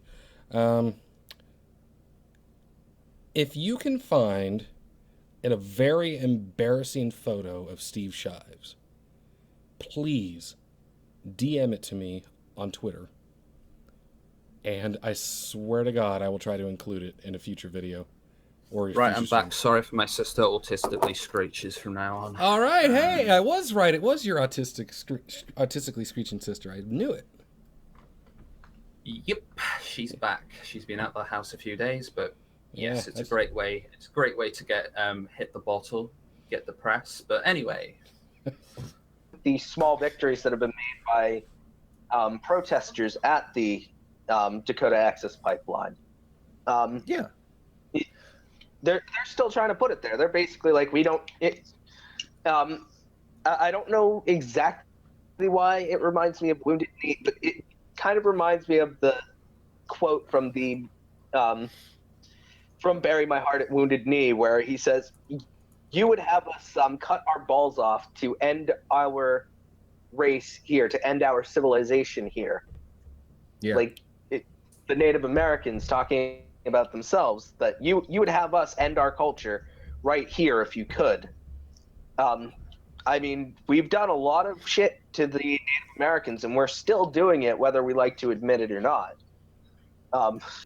yeah, but even if that's the case, which it's with extreme hyperbole, maybe we're doing something to the Native Americans. It's nowhere near to the same degree as to what was happening before. Come on, guys. Not even close. And yeah, are we still technically doing something to the Native Americans? In a certain respect, once in a while, once in a blue moon, the occasional tribe here or there. Sort of, kind of. It's not like we're marching them through a trail of tears. It's not like we're confiscating their land left and right and relegating them into inhospitable, barren wastelands. And for God's sake, some of this is all just basically relegated by the facts of the treaties that were signed God knows how long ago. So if it's really that big of a fucking problem, these tribes can renegotiate treaties, you know? I don't see anybody making a big old fuss about that or trying to make that effort. I just keep seeing protests. Oh, yeah. I mean, generally, it would have poisoned their water too. Like, if that fails, which pipelines fail from time to time, every pipeline has some kind of failure, it would have poisoned the water, and that's a drinking. You would know about poisoning water, judging by the wells you poison. You know what? I just felt like making that comment. I know. Hold on.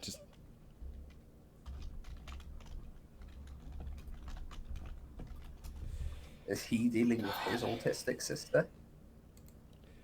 No, thankfully I don't live at home. But there's this like when you look at the pipelines that travel across America, it is psychotic. It's crazy. Because let's see right here. Yeah, they're worried about one pipeline that maybe it's going to poison their water. Okay, that's cute. These are the pipelines that cross America. Both interstate and intrastate pipelines. I cannot see it. Are you showing it on the actual stream? Yes. Okay. These right here. These are all the pipelines across America. There's fuck tons of them. If you're really going to start being so goddamn uppity and throwing a fit about a single pipeline, well, you might as well just start bitching about every single one of them. You might as well go out and you may as well fuss and you may as well protest every single one of these pipelines. Because how many of them crisscross or go anywhere near a water source? Well, by the looks of it, most, if not all. So if poisoning water is really your problem, go out. Go out and protest all these pipelines. But you're not going to, are you? Because it's not a minority being threatened by it, is it? It's not specifically a minority. So you know what? Fuck you, Steve, and fuck you, American Anarchists. You're all fucking idiots. And fuck those protests. And fuck the protesters at Dakota. All right, I'm done. That's drinking water for like for several miles area. Like this is like Flint, Michigan times 4 or 5 in like scope that you're talking about that would be affected by this. You're basically getting an even bigger situation than Flint, Michigan, where their water is completely undrinkable. Yeah. And there is democratize the media, which this one's more of a Oh yeah, that fella. I remember we had a good laugh at that guy's name last stream. Oh God, yeah. comment, but I think that you'd find quite a bit of agreement in it. I know I find agreement in it. White culture consists of stealing other cultures. All white is not the other. The definition of whiteness has expanded with time. White culture is simply the culture of stealing other people's cultures. What? What? God. Excuse me? Yes, because the Romans didn't exist before they conquered other lands. The Greeks didn't exist before they expanded their empire. Nor did the Anglo-Saxons or the Germanic tribes. No, none of them. The Celts? It was all the Celts. All they did was they stole the culture from their culture from Africa. Hence the dreadlocks. Fucking Christ. They stole their culture from a secret Australian cabal. God, these fucking morons. Time only when colonialists dropped the effort. That's true. That's actually, I mean, that's historically true. That, and people, I think people No, it isn't. who have never really studied this and don't really know the history of it would be Like you. surprised to know how recent the idea of whiteness is. As recently as just a few hundred years ago, people didn't. No, people who we would now. Hold up. The idea of whiteness is. It's no diff. It's the exact same thing as the idea of blackness or Asian or Middle Eastern. They all came about basically at the same fucking time. When as the world began to expand and people began to get more interconnected, in one form or another, that people started to see more along racial lines instead of national lines. Because I'm pretty sure back in the day, Europeans weren't all just looking at each other and just being like, yeah, we're white. And those people, they're all black. And those guys, they're Asians. And the Asians were looking at other people going like, there's the blacks, we're Asian. They weren't thinking, we're Chinese, you're Japanese, you're Korean, and you're Vietnamese, and you can all fuck off. Oh no, that wasn't happening. Hobbyist has just told me on Twitter, by the way, that Kraut is actually has Asperger's. I mean, that's always something I've assumed, but I didn't know for certain. Really? You couldn't tell? I mean, well, yeah, I could tell, but I didn't know for certain whether he did have it or not. I was like, okay, now I've got confirmation. Oh well. What the fuck just happened? Good job. Think of as white, or who would think of themselves as white, didn't think of themselves in terms of white. They thought of themselves in terms of their nationality. So a German wouldn't think of himself as a white person. A German would think of himself as a German, and an English. That's because they interacted with people who were primarily white. They're in an environment where everyone was right, and seeing a black person never ever happened. Because back in the day, the nations and societies and groups within Europe were primarily interacting with strictly each other.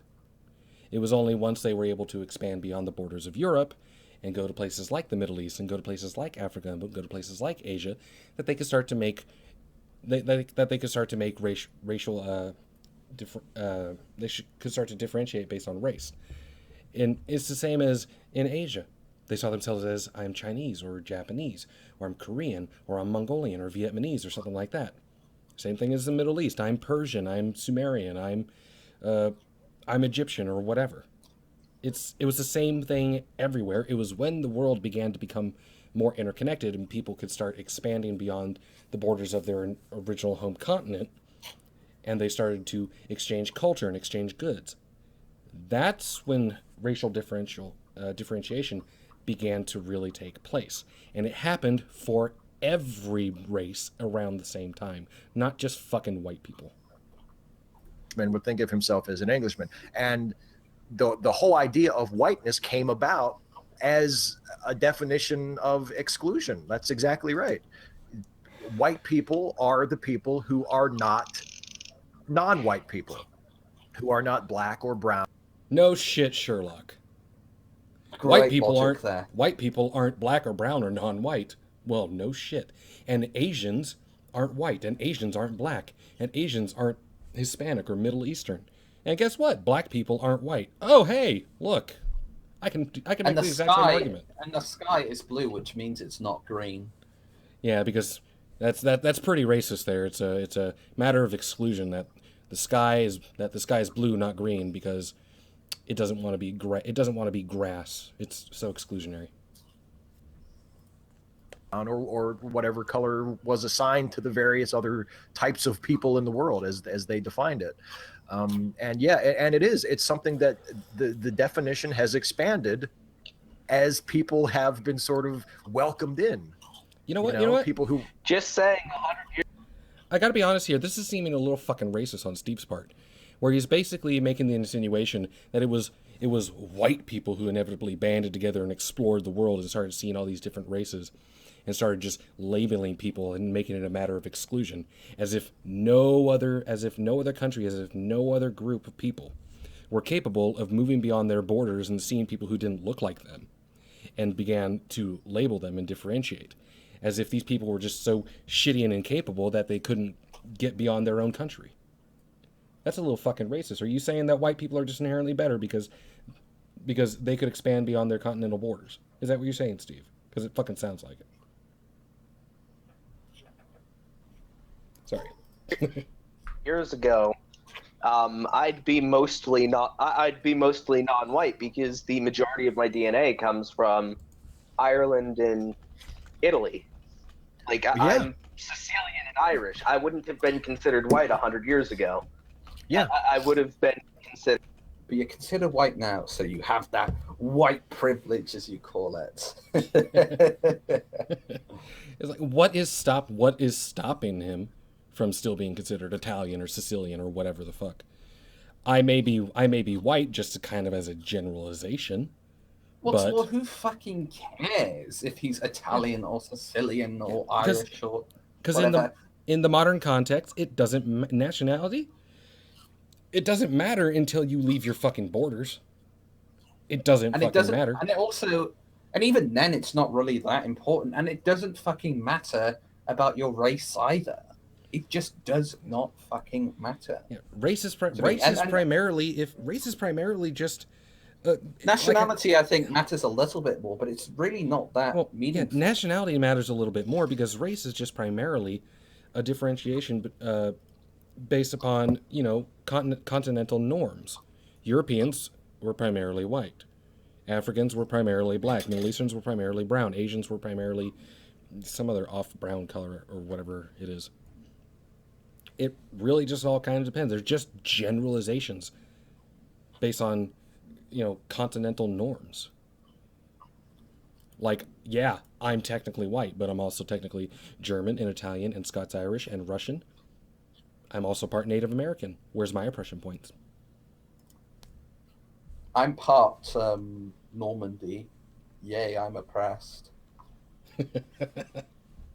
We were the original, even though the Normans were actually the ones that fucking conquered Britain for the last time. You fucking warmongers. Just like white people. Warmongers. I would have been considered a person of color and I would have been discriminated against. However, the definition, basically both Italians and Irish got the status of white by participating in racism against black people. They basically looked at white people and they said, don't look at us, look at those filthy Negroes over there. Yeah, exactly.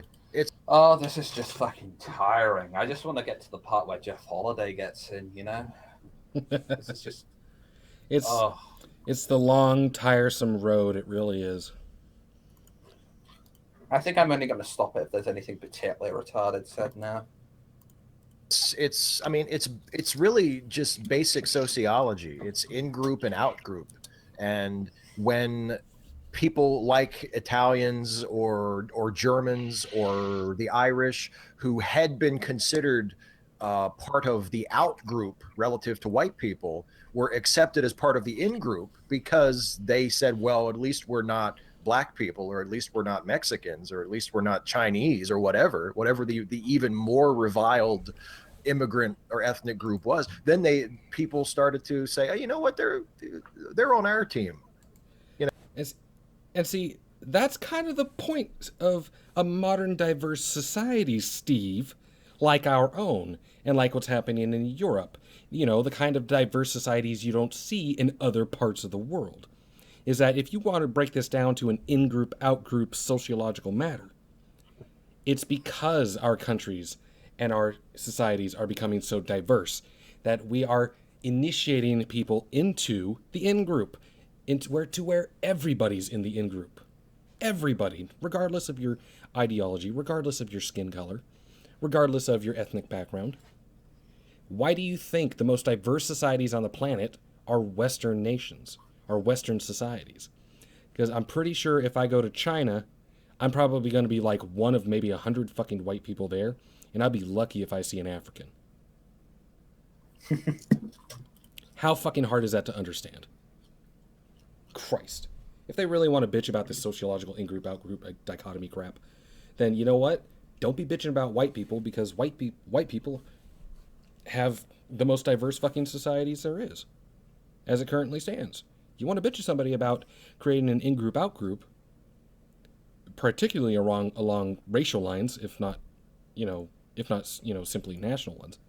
If you want to bitch at somebody about this kind of dichotomy, then go to Asia, go to the Middle East, go to Africa, bitch at them, because they're the ones who are way more fucking close to being ethno-states than we even remotely could be. And nowadays, pretty much anybody, most European peoples are considered white. Not all, but most European peoples are considered white, and that was not always the case. Basically, the only people who aren't considered white in Europe are Slavs and Middle Easterners, because part of the Middle East is in Europe. Right. Oh, I'm just fucking bored of this race. I'm just fucking bored, man, of this race shit. I mean, fucking hell. This is the inherent problem with these fucking people, is that every goddamn thing under the sun always has to boil down to race. And then they have to try to find some way to argue about why it should be a divisive issue. Why does it have to be a divisive issue? Why? God, even the fucking alt-right, like these, can offer some intelligent discourse. Like these are the kind of people who sit there and say that, racial divisions and racial conflict were such a big problem. They were such a big problem, and we need to get over them. So let's sit here and let's start racially dividing people and causing conflict. That'll solve it. You fucking morons. The not even sweet irony, but bitter irony is that they're trying to solve the problems they complain about by creating the very fucking problems they complain about. God damn it. Yeah, that's absolutely right. I mean, I don't know if it's entirely fair to say that white culture is nothing but stealing other people's cultures, but it's a huge part of it. I mean, there is a huge legacy and a huge historical precedent of white culture, because white culture is usually the dominant culture wherever it is, taking from the more oppressed, marginalized cultures and sort of making that stuff their own, or our own, I should say, because I'm part of it. That's something that a lot of the people like Richard Spencer don't like to talk about. They talk about, white music. Well, what's white music? I mean, in the last 150 years, white. Well, actually, if you pause it there is a distinction to be made between, let's say, white music and black music, because when you sort of talk about specifically black music in the current incarnation, it's what black people tend to gravitate towards, which is music made by other black people. So, for example, rap music or jazz, maybe. Rap, hip hop, R&B, jazz, things like that. Yeah, not always the case by any means, but just predominantly so. But there does seem to be sort of a bias in how people in what kind of music white people listen to and black people. There are obviously outliers, but I don't think that's really a big issue for me personally. That's just this little difference. I don't think it speaks volumes about anything. Well, yeah, I love the fact. I love the fact that they're going to sit there and they're going to say something about how, you know, oh, well, most of white people's culture is just taking other people's culture. Well, if that's true, then that's true of literally every culture. Literally every culture. Because as the world has interconnected and progressed over the past several hundred years, there's this little thing called cultural exchange that we took part in. You know, we took some aspects from Middle Eastern culture back in the day, and parts of African culture and Asian culture. Well, they didn't take it from us. You know, they didn't take anything from us. You know, the good stuff from us. They took some of it. They took some of it. They took something. We borrowed certain aspects of their culture. They borrowed certain aspects of ours. It's not always going to be on par, ever. They take from our culture what they choose to. It's not always going to be the best thing. It's not always going to be, you know, it's not always going to be equivalent in a sense as to what we borrow from their culture, but we borrow from them, they borrow from us. That's kind of how cultural exchange works. It's been happening ever since continents and races really started kind of interacting. I mean, the sheer amount of cultural exchange that occurred for as long as the Silk Road was a thing. Huge steps in cultural exchange. But apparently that's a bad thing, and it was just white people stealing it all, and anything that the other cultures got from us, well, that was just, you know, a-okay. Fucking shit. Last I checked, even if you look at like death metal and black metal, I mean, if you go back to their roots, those go back to like the jazz and early rock and roll, which was created by black people. You know? Oh yeah. I mean, even No, pause forms that, because that is mental gymnastics right there. I mean, if he's talking about, I hope he's not talking about black metal being named that because black people are involved in it, because they're not. Black metal is named black metal because it's supposed to be dark and gothic and very much, even by metal standards, quite sort of disturbing in a sense. It's a bit similar to death metal in a sense, but not quite death metal. Death metal tends to be a bit more heavy. But yes, metal has its origins in rock, which has its origins in jazz, admittedly. But you're trying to conflate that as if black people are somehow responsible for creating. Well, they're trying to conflate it to the idea that white people stole this music from them, instead of just this music happening to have evolved from other forms of music. And oh God, well, we weren't black, so how dare we play it? How dare we enjoy it? You know, it's not the fact that the music styles evolved out of each other, or the fact that anybody could partake in or enjoy any of these forms of music. No. See, it has its roots in jazz, and so rock and roll belongs to black people, and how dare we play it and enjoy it? How dare we? That's cultural appropriation or whatever. Yeah, apparently that's cultural appropriation or some stupid shit like that. Well, if that's the case, and we're not supposed to play or listen to rock and roll or jazz or any of its derivatives, well, then black people shouldn't be. Ozzy Osbourne was actually a black guy, don't you know? That's why they called it Black Sabbath. But if we're not supposed to be enjoying or playing, you know, rock or any of its derivatives or jazz or anything like that, well then, fine, fuck it. Black people aren't allowed to touch classical music. Yeah. If you really want to play that fucking game. Pianos? No, fuck you. Those are ours. No black people can ever play a piano again if that's what you're going to start going for. The funny thing is that even black people don't fucking follow this logic. You know, they think that what Steve and Co are doing is fucking retarded. You know, apart from like the extreme social justice types, then black people don't fucking care, or they think it's outright reprehensible what these people are doing. It's like they are without a doubt the psychotic vocal minority. They really are. And I'm completely serious when I say psychotic. They are absolutely psychotic. Oh yeah, there's something wrong with them, that's for sure. These people absolutely need to be put into institutions, and they need psych examinations. Of modern music that we now associate almost exclusively with white people, like here in the United States, I would, something like bluegrass. Bluegrass is mostly thought of as like a white form of music, but bluegrass is influenced by rhythm and blues, by influenced by. Fuck yeah, exactly. me. Influenced by. That's the key there, Steve. Influenced by. It was not strictly created by, developed by, and made for black people. It has It's like influences. saying one of Napoleon's main inspirations was Gustavus Adolphus. Therefore, Napoleon is Gustavus Adolphus. It's just a false dick to me. Just a... Oh.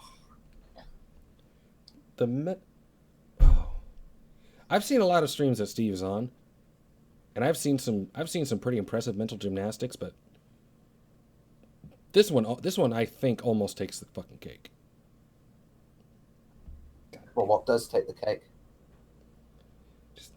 God, the mental gymnastics these two are going through in this whole stream. It almost takes the goddamn You said cake. it almost... Well, it almost takes the cake. What actually does? I'm not entirely sure, because as far as I'm concerned, up to this point, nothing has really achieved gold medal mental gymnastics. But goddamn if they aren't trying.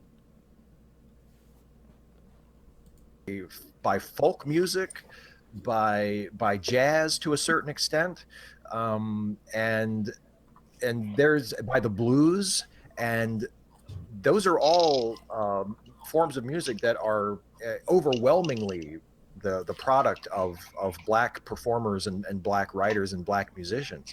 So even a form of music that today we think of as white people music has roots that reach into African American culture.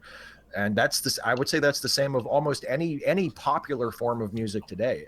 I mean, any form of music that white people have adapted and made our own in the last century or more is something that either started out as African American music or Can you just pause music the from video some just briefly? This is something entirely unrelated, but I think it deserves announcing. Anti-skeptics made another masterpiece. It's self-evident. The sky is blue, roses are red, and Fox is right wing.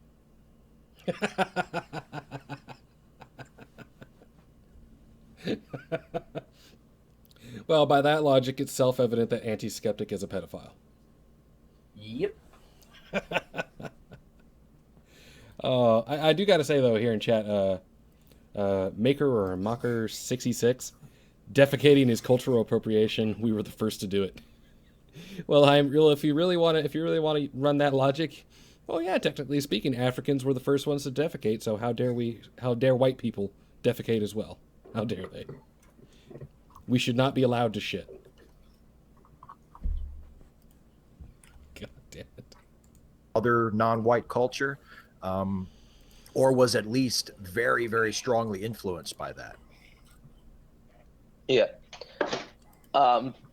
Yeah. Also, this one's a good comment from Democratize the Media. As a Jewish person who considers himself white, I only consider myself as such because it's like a phenotype. This gives me white privilege, but the white nationalists would waste me, of course. Although it depends on which white nationalist. I haven't really got a comment to make about that. I just found it pretty funny. Go ahead. It's just so paranoid, man. Just go on with the video. The white nationalists would waste me. No, the white nationalists would not fucking waste you. The white supremacists wouldn't even fucking waste you. The ones who would waste you are the goddamn Nazis. And last I checked, there's not a lot of them around. Because even the white nationalists can't agree on what the definition of white is, which I think shows how arbitrary of a designation it is. Yeah. And what do you think? Solar, the inept porpoise. What do you think of Theresa May and the state of politics in the UK? Oh, well, here's a point you can really kind of touch on with Steve being a complete fucking retard on it.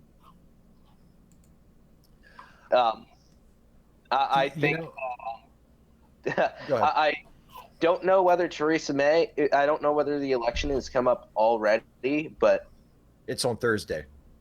okay, it's on Thursday. I want Corbyn to win, just because I think every other alternative is even worse than if Corbyn wins. I don't think Corbyn will be much change, but it's better than, and hell, I think it might even be a net negative, but it's better than just fully All right, pause the embracing video. destruction. Pause the video.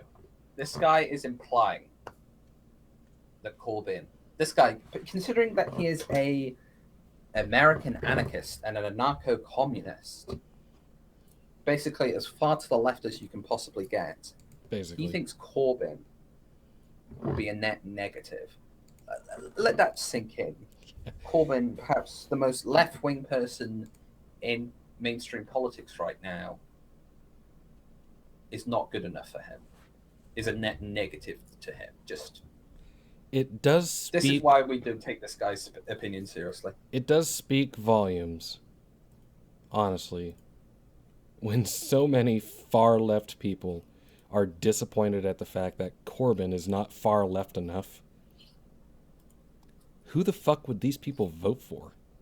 Stalin? Christ almighty.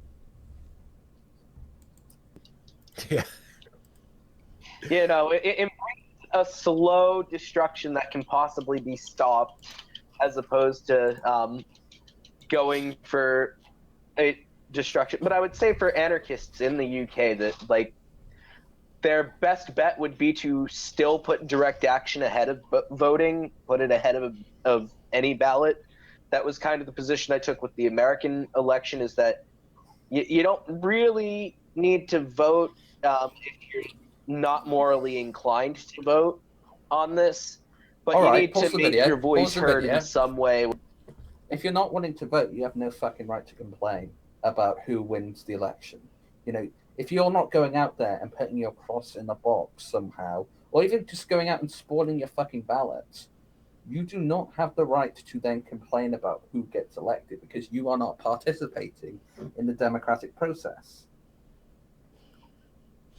Well, see, I've got a different thought on that whole mindset that falls in line with George Carlin. But at the same time, I do have to agree, if you are not willing to engage in the democratic process, if you are not willing to take part in the decision making of who's running this country, then you have no leg to stand on if you're going to start throwing complaints.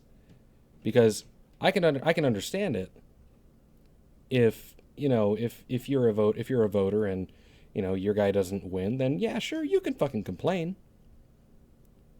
That's the best you should probably do, is complain. Or if you want to peacefully protest, then peacefully protest.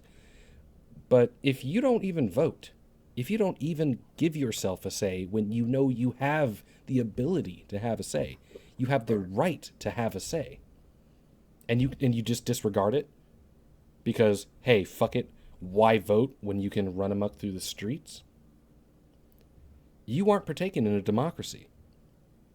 You're more concerned with using any means you can possibly think of to get your way. I'm pretty sure this person would be more than happy with a violent overthrow of the government rather than a democratic process, just because, I didn't win. That I didn't win in the process I didn't take a part of. Yep. This is why anarchists piss me off so much. Nothing but a bunch of whiny tryhards. Whether it be active protests, and I mean, anarchists have done a good job at making, or just communists in general, but I mean, it's been mostly attributed to anarchists by the media, we've had our voices heard, Pause even the if video, it's 'cause I been. just want to make a general point about anarcho-communism. Aren't anarcho-communists basically reliant on... Isn't communism basically reliant on a very sort of protectionist, very sort of involved state? Communism, communism in and of itself is absolutely reliant on a very large, very authoritarian, and, you know, very controlling state. Exactly. Anarcho-communism is... God, what's the fucking word? I hate to have... Oxymoronic. Yeah, it's an absolute oxymoron. I couldn't remember the word because I haven't had enough fucking coffee today, but anarcho-communism is an oxymoron not only in terms but also in practice. You can't push for communism. You can't push for so much state power while at the same time trying to push for a stateless society. It's basically a self-defeating principle. God, these people. I'd rather deal with an ANCAP than an ANCOM, I swear to God. And ANCAPs. Oh, I could go for days. Even if they've tried to put it in a negative light, anarchists were the ones who punched Richard Spencer. It was... Right. It was the guy was in a black bloc uniform when he punched Richard Spencer. That's something to be proud of, isn't it? Yeah, that's something to really be proud of. Is we refuse to engage in our right to partake in the democratic process, and because things didn't go our way and we didn't get the results we want, we think we're perfectly justified and quite proud of doing it, to go out and violently attack people because of political or ideological means. And the ironic thing is, they made Spencer the victim by doing that, which is pretty hilarious. I'm glad that it backfired on them. Oh, well, if you have to be honest, what do these people do that doesn't backfire on them? Because all they ever do is make themselves look bad and give themselves bad press, and they just continue, by their own actions, they continue to inevitably form greater and greater hordes of people who want nothing to fucking do with them. It was an anarchist who punched Richard Spencer. Right. We've made our voices heard, and we've said that we will not allow... We've made our voices heard. No, you've made your fists heard. Big fucking difference here, buddy. You don't get to punch a bunch of fucking people. You don't get to commit politically motivated violence against people and then sit there and say, "Hey, you have to listen to me now." That's not how a democracy works. That's not how a civil society works. Because I'm pretty sure that's the same kind of fucking tactic that Hitler used when he decided to send out his browncoats and beat the shit out of people and intimidate people. We're going to beat you up. We're going to oppress you. We're going to hurt you. Now you have to listen to us. You sounded a little fucking fascistic here, dude. Fascism, and we will fight fascism where it spreads by whatever means we have to. So my state is that the politics themselves are very shaky. They just they really are. Oh, we got our first shitlord, Jeff Holiday. Ha! Here we go. Here we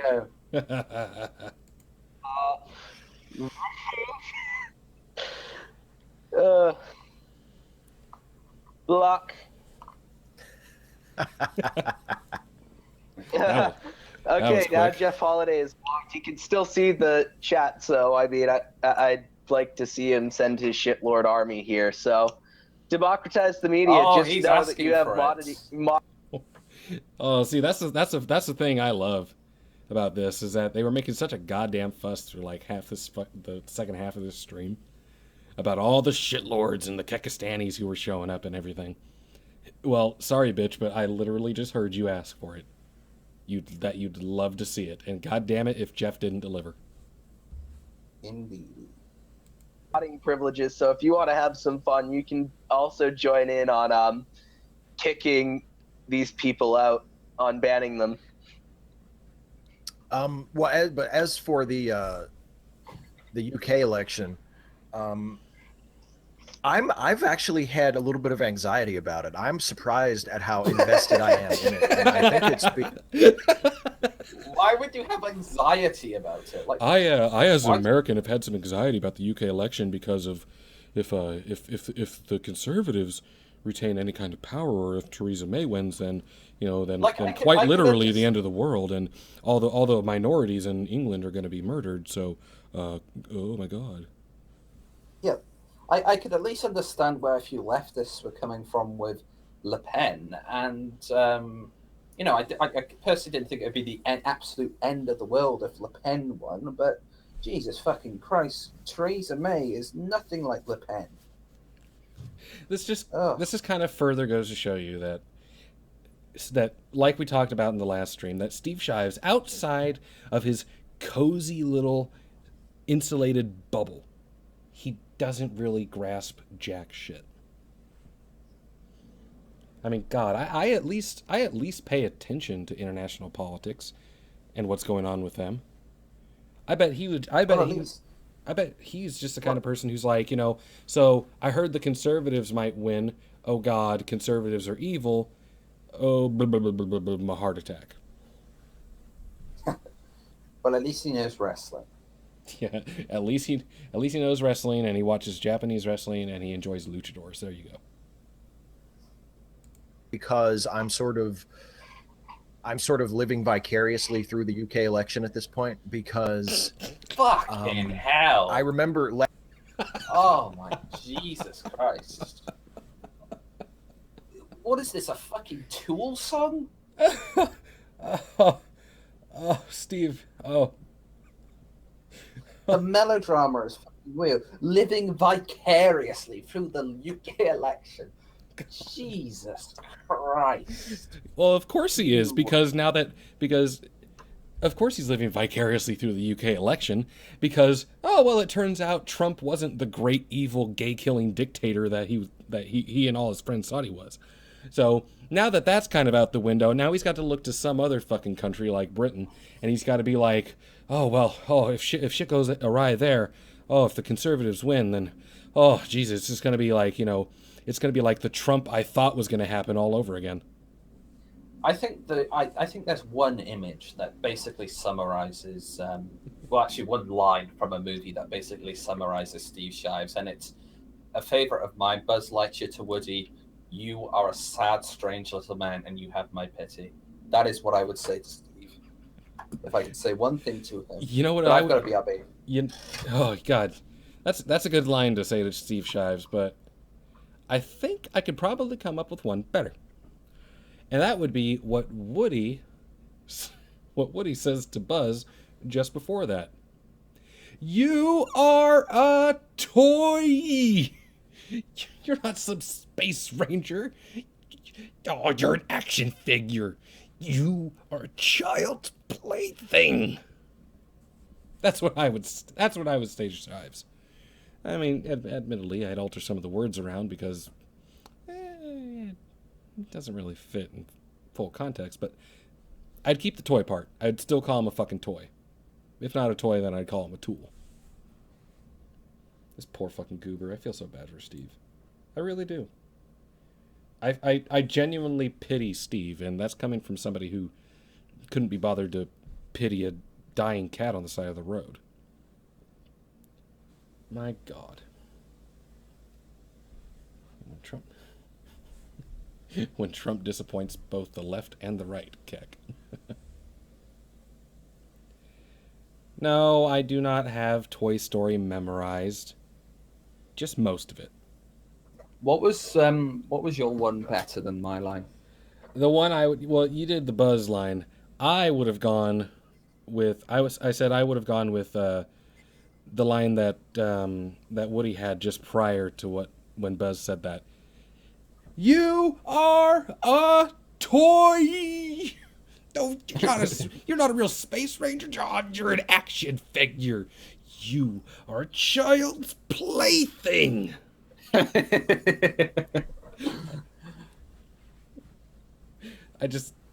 If I could meet Steve Shives face to face, I would, at the top of my lungs, scream that exact line at him. I would. There is someone actually making a game called Shitlord Combat, which sounds interesting. There's a few logos I can see. There's a background. So I need to see if there's any character art out there. Well, I'm gonna have to pay attention to that because if it ever goes full release, then I don't care how much you're charging. I'll pay for it. With the way leftists obsess about Trump and overthrowing him, along with the psychotic behavior they exhibit, is making it to where I may never vote Democrat again.